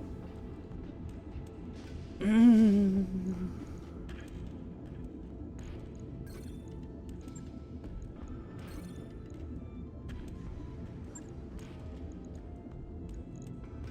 gonna leave it as for now and see what contracts we have, like, for DLC stuff. Oh, the DLC stuff, we're gonna have to go through the navigation map. Okay.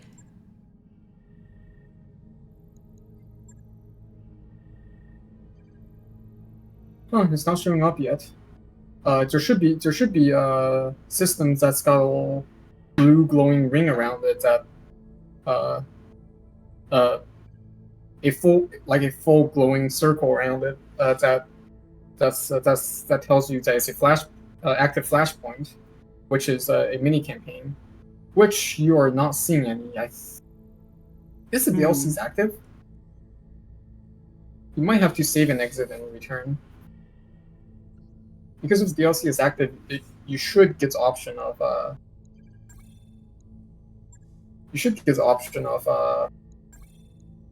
yeah, let's see. Yeah, if you have the I know you have Urban Assault, you went into Urban Maps. Yeah, you have the Flashpoint DLC. You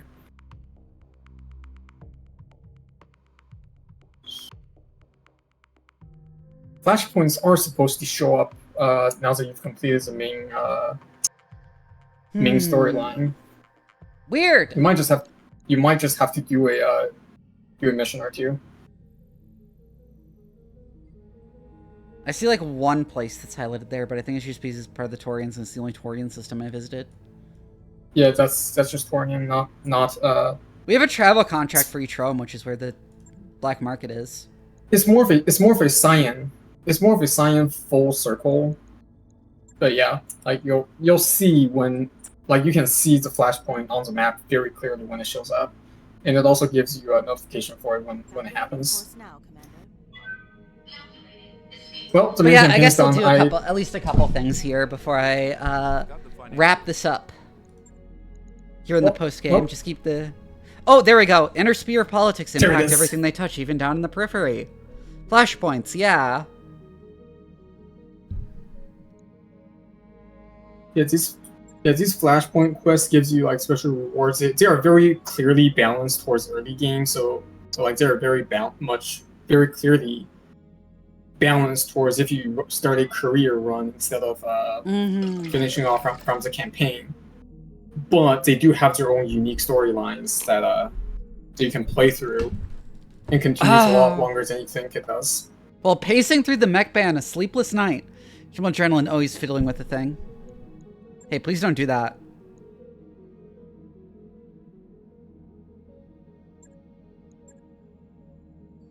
If you don't have like a relevant background. So the relevant backgrounds only increases the chance of you getting a good either like increases the chance or guarantees the chance of a good outcome. That's that you can always just gamble on them getting lucky. Sometimes you do. Oh, now that the main campaign's done, I no longer have any any campaign related advice to give you. Oh yeah, are there any ship upgrades we haven't gotten yet? Oh, a couple. you've not finished your ship upgrade by the time you finish the campaign. That's whack. There's like a couple left. Someone, I don't remember who, gave me a ton of gift subs in exchange for promising to play BTAU. So I'm going to be playing BTAU, I guess.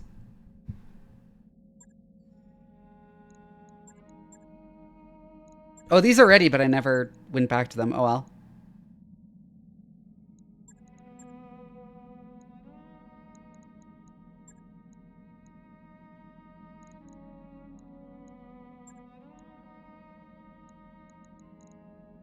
I want to go on the Atlas. Diner scout lens. Diner scout lens.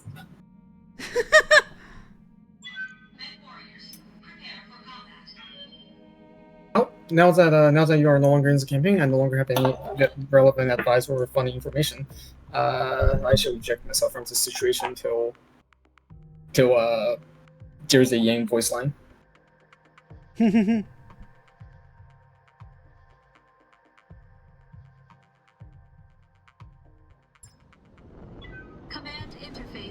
Anyways, another standard battle. Ow.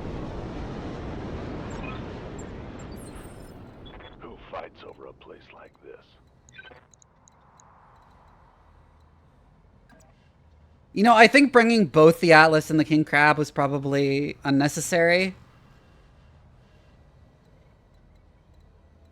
And if anything, I should have put Medusa in the Atlas.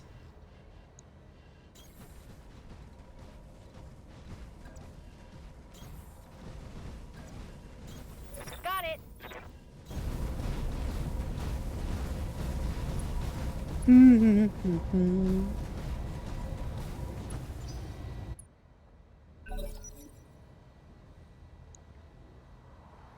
Only a 55 ton, huh? Hey, it's a Wolverine.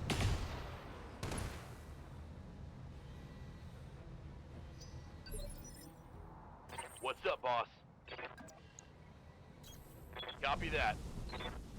I'm gonna go for the funny headshot, even though I don't want to salvage it, just to Got company. get rid of it quickly. Because they're very annoying to kill. Oh, no head hits?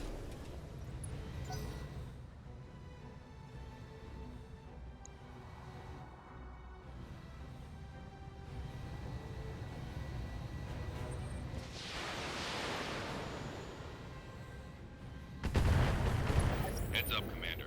You've got hostile contacts inbound.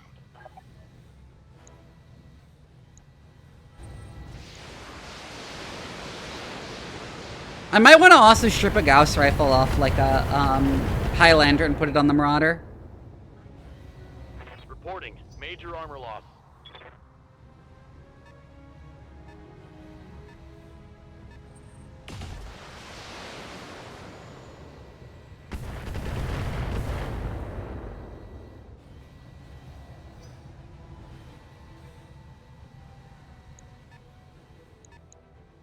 How many tonnage was that? 60 tons?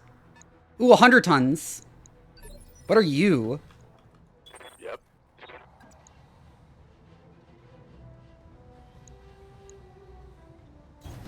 Confirmed. Waiting till I can buy a Gauss++? Okay.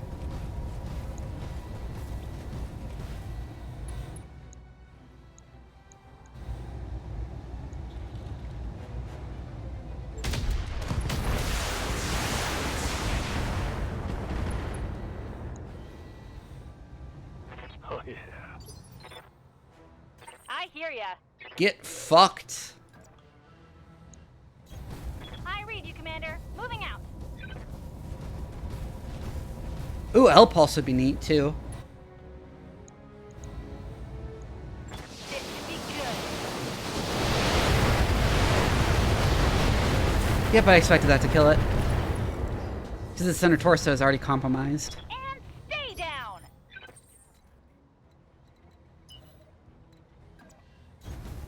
Full throttle.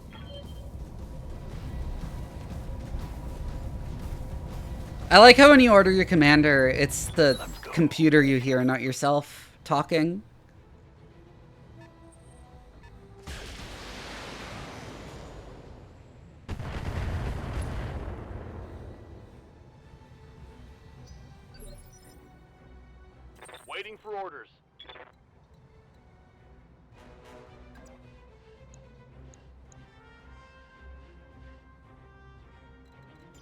I'm gonna reserve, actually.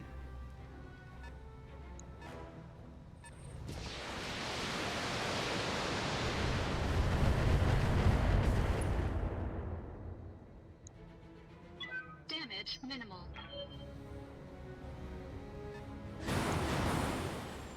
We very briefly saw that. I couldn't tell what it was in the time I saw it. Oh, I'm gonna bring my cables back.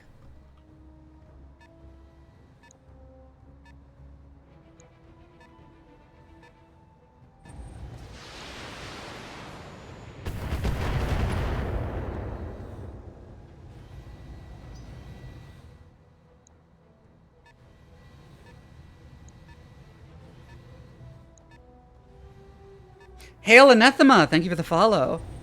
Oh, it's an Annihilator! Yike!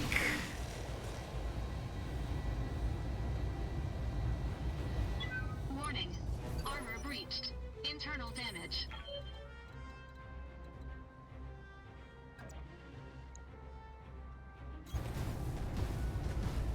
Okay, I'm gonna move first.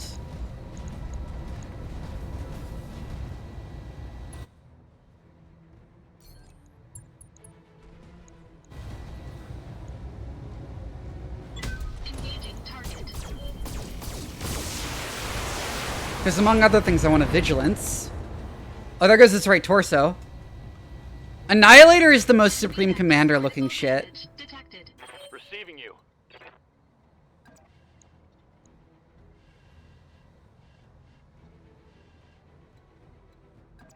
I do want to go for its head. Move order received.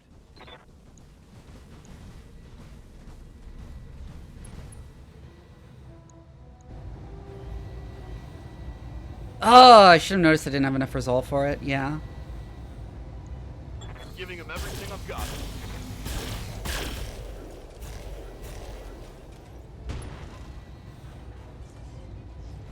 Inflicted some heavy damage. Waiting for orders.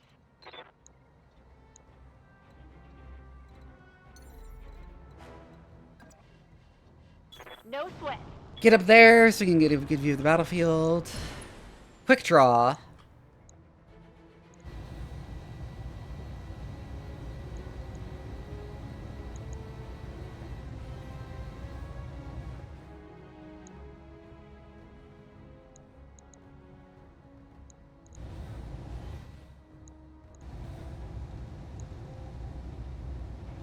What is the 3S variant of the Banshee?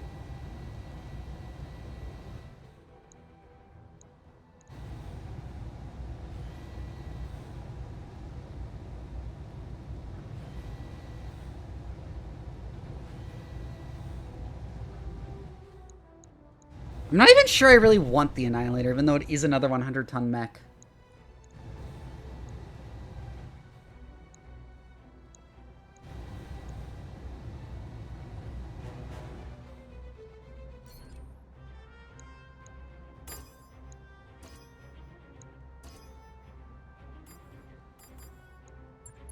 Line them up and I'll shoot them down, Commander.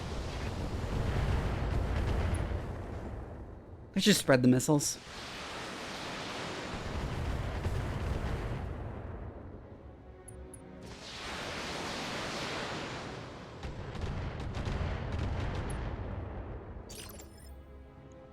Aye, aye.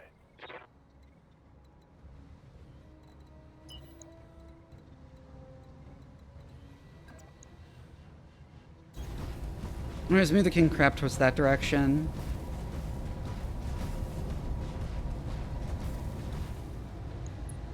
Show me your war face.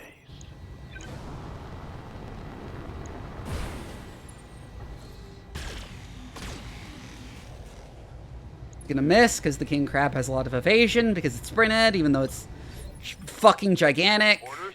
giga huge. Affirmative.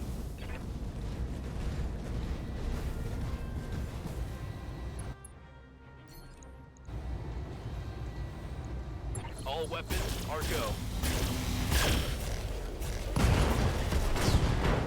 Popped its head.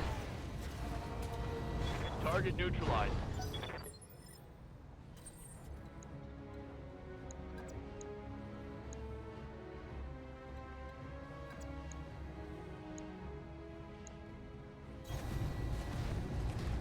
The Steiner Banshee. Ah. What is it like? What are its like slots like compared to like the normal Banshee and so on?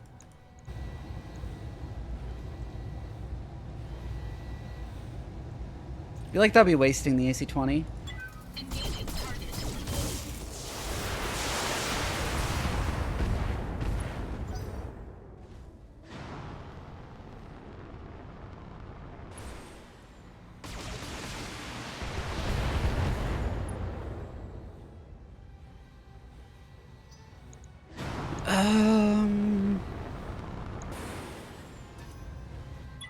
Warning. Enemy sensor lock detected.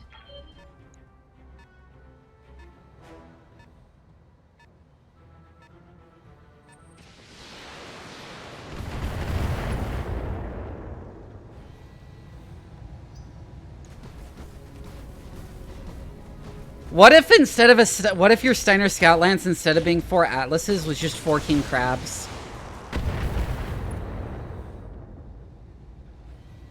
Losing lots of armor. Waiting on you, Commander.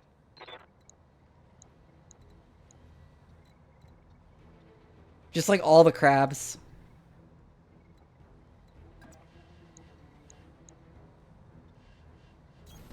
You betcha. Wouldn't be Steiner? I know, I'm just joking.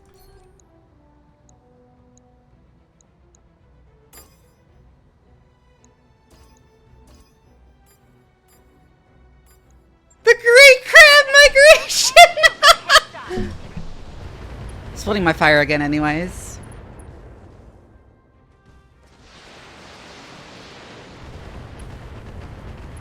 Crab Rave.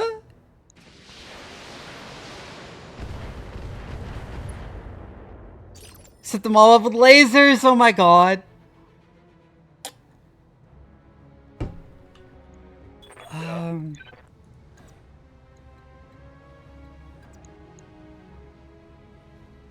I could go for the melee, but the King Crab's not really set up for it, except for just shooting stuff at close range.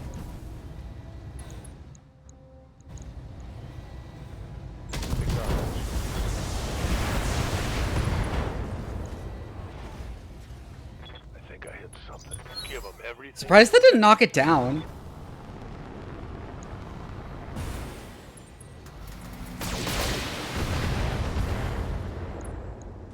That did barely anything to it.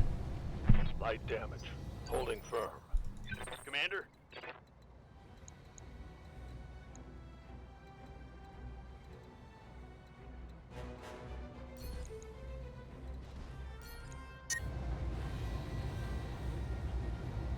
Oh, he'll overheat there. Fuck. I'll have to turn one off. On it. Still didn't get a headshot regardless. Roger.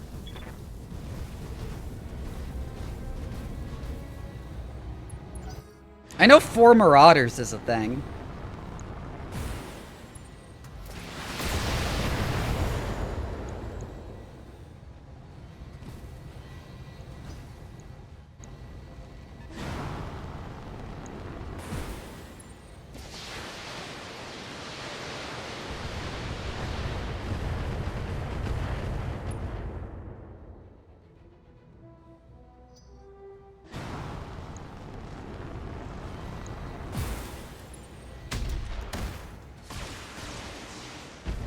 Ow.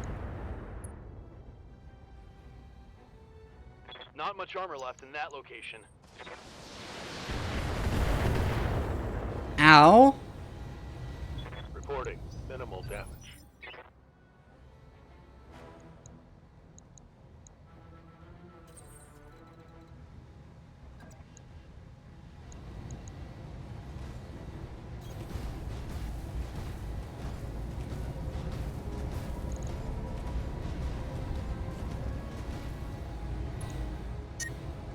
Yeah, we'd super overheat if we dumped everything on the Victor.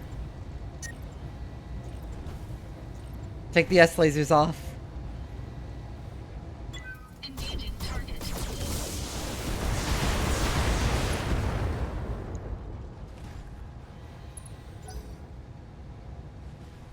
How do you detect armor loss on a Mechie pilot?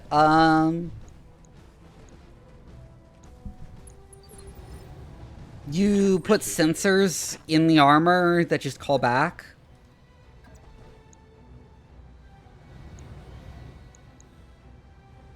It's definitely one way. Got it.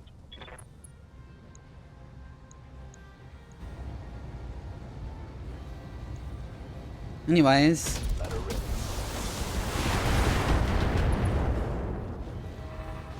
Get on the ground! It's where you belong, slut! What can I do for you?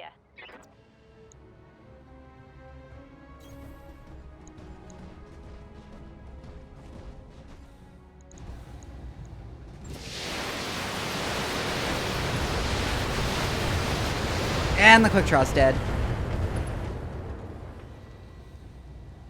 Dang, you're dead!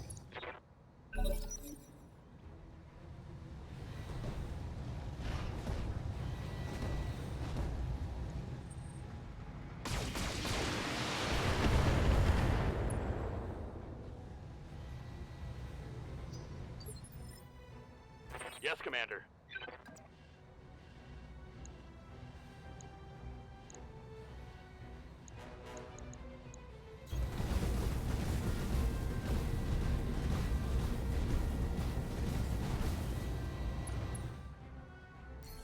Actually, in order to let it cool off a little, let's just sensor, the Victor. Sensors, locked Get rid of on. its evasion.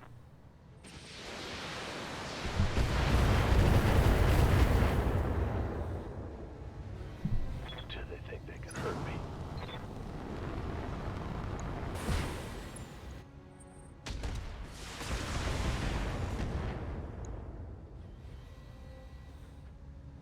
Are you an ace pilot, or are you just standing there and shooting? I guess you're just standing there and shooting.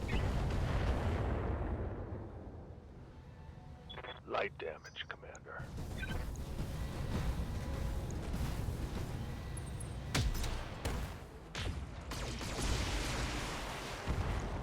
Ow. Oof, ow, ouchie. I'm taking a pounding, Commander! Yeah. Anyways, go melee him. Oh, you can't quite melee him. Hmm.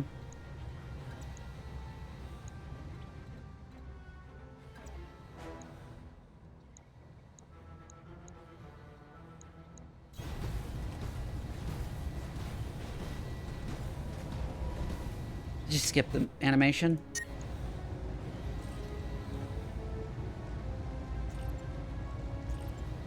U-20 off and some normal M lasers. Oh, fuck. Yeah, guys, don't fire the snub PPC. Oh! Enemy mech. Critical damage detected. I'm here. Waiting for orders.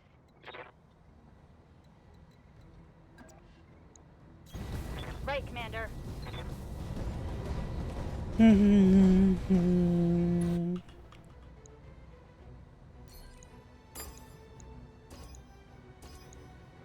This is where we split a bit of fire again. Roger that. Hopefully that finishes it off. Yep.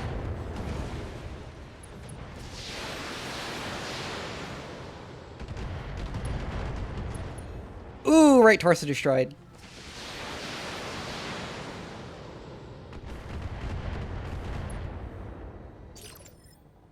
Good to go.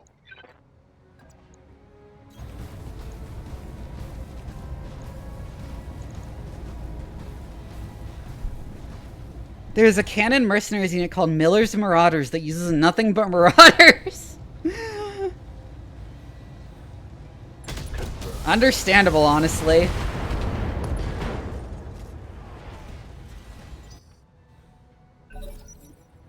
there goes his last remaining arm.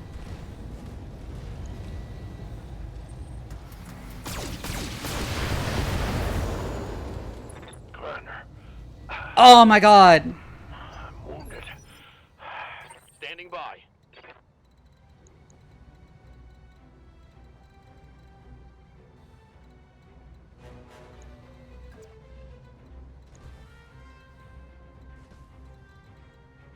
Can't even get a good point of view on shit, so I'm just gonna move back a little and... On the move.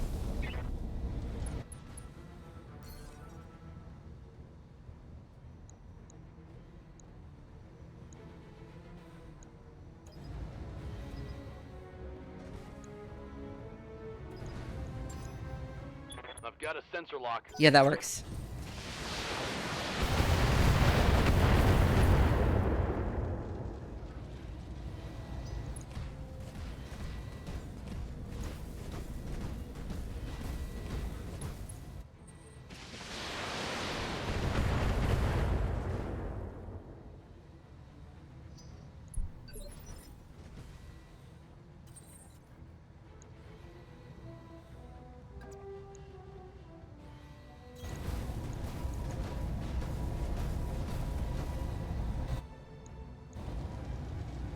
Let's finish this dweeb off.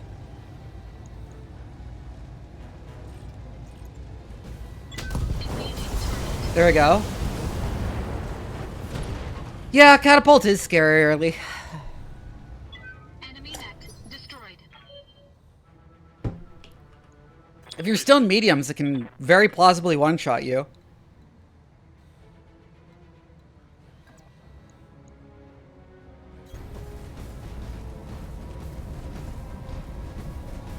Only a few mechs left. Not the greatest shot here. But we still hit. Ooh, popped one of its LRMMS doors. Got past his armor. Commander?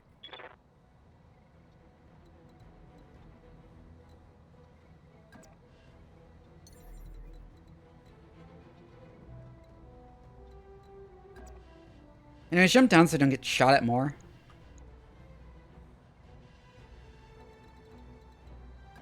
Or go there, actually. Time to fly. Well, I should just walk there, but oh well. Yeah, because now I gotta shut off one of the LRMs. Roger that.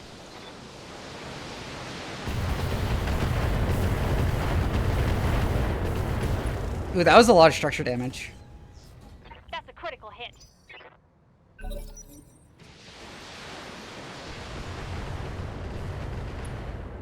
Still hasn't gone through the King Crab's armor.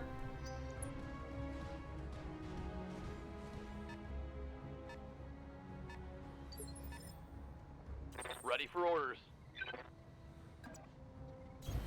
On it.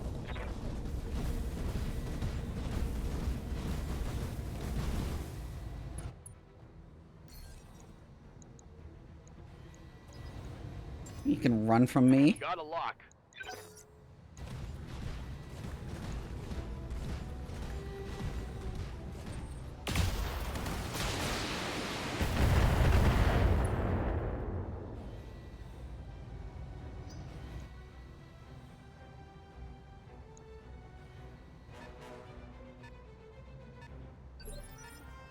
Good to go.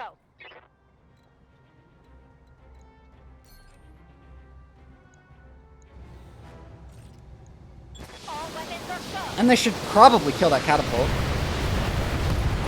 If not, it will severely damage it. Yeah. Critical hit.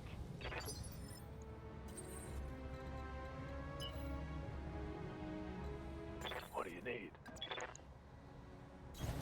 Copy that. Keep going around. You'll overheat, right? Yeah, so coolant vent.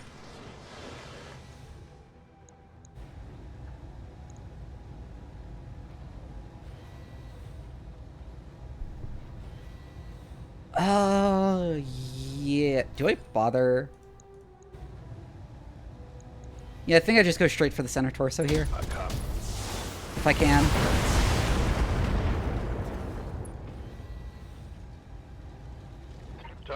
taken Well, it blew off at the left torso.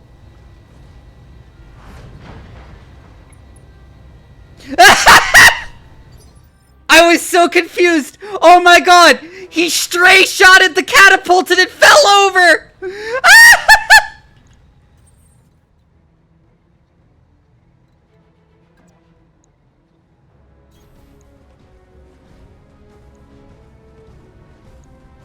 I was like, why is the catapult falling over in the background?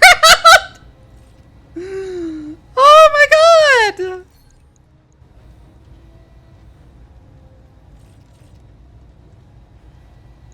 Go for it. There we go. Let's go. Enemy mech destroyed.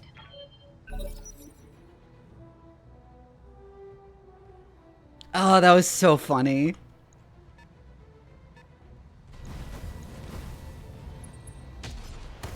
Whoop! He's going for the king crab.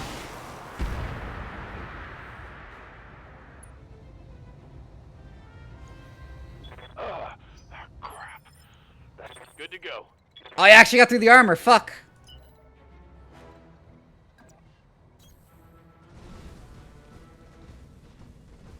Just go sprint over there.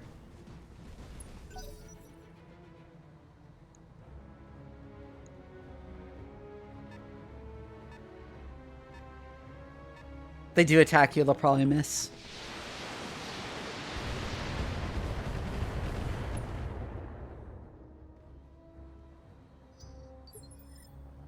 Yes, Commander.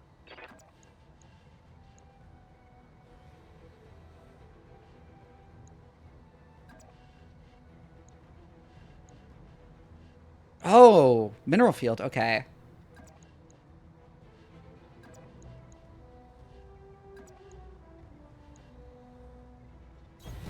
Confirmed.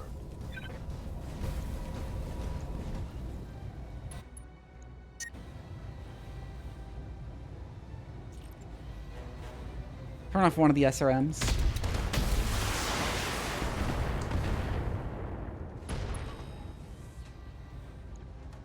Inflicted some heavy damage.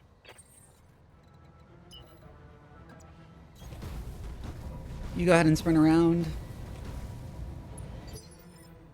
Commander?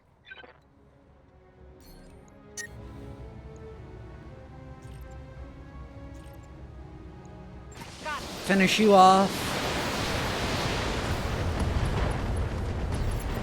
There we go. Enemy down. Only the Banshees left. It backs up. And it what? Shoots at the king crab? Yeah. Barely hit, Commander. Receiving you.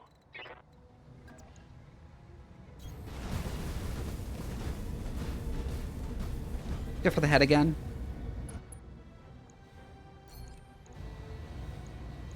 Acknowledge. There we go. Hostile eliminated.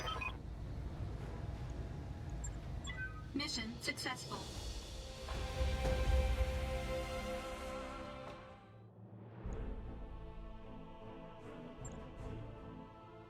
Sweet. We didn't get full Annihilator salvage, unfortunately, but we did get full salvage for the for that Banshee. More firepower, less speed. Ah, yeah.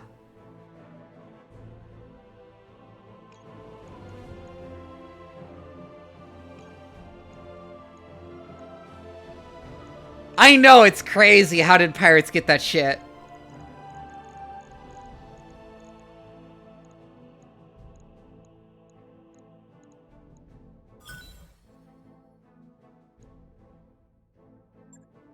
Hey, I got another catapult.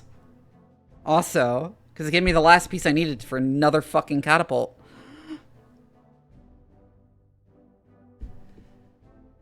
That mech is ready to fight, Commander. That mech you asked for is cleared for fighting.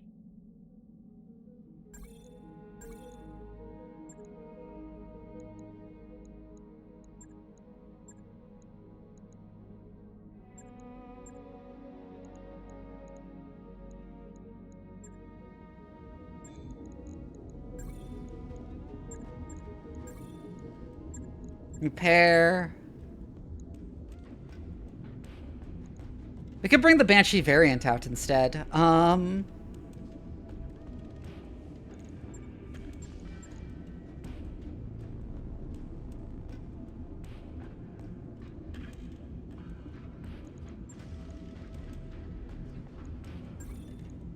Which I think I want to. Just the novelty of it.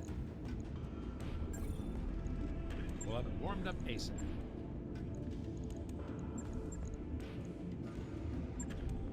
Yes, what is Cataphract good for? 70 tons. Some neat slots.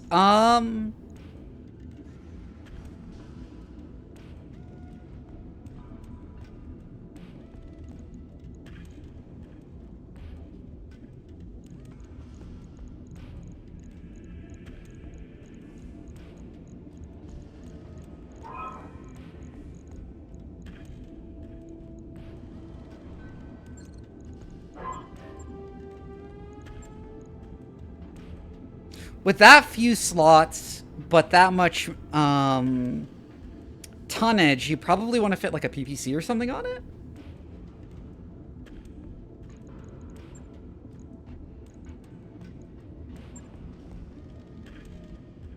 The Black Knight, though, it's just laser light show. It's laser light show.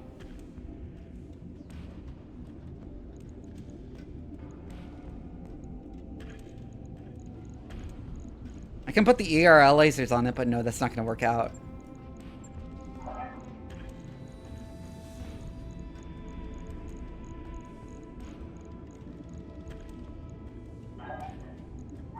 Yeah, I really don't know how to outfit this Black Knight.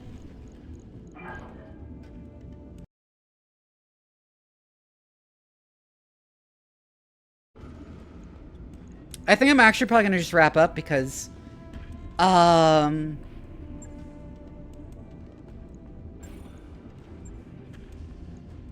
for whatever reason, I'm really hungry. I also didn't sleep the best last night.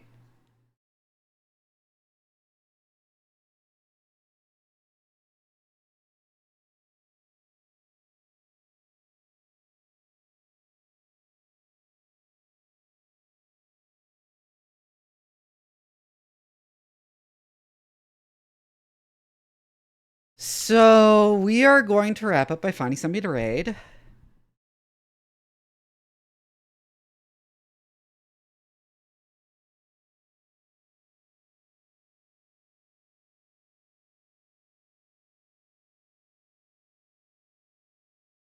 know what, let's raid Forest.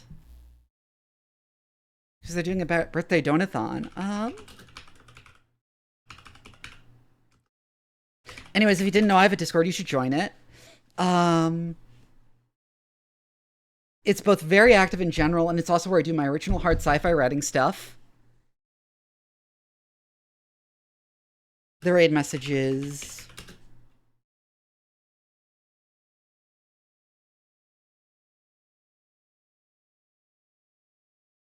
This. Copy this. Paste it in Forest chat when we raid.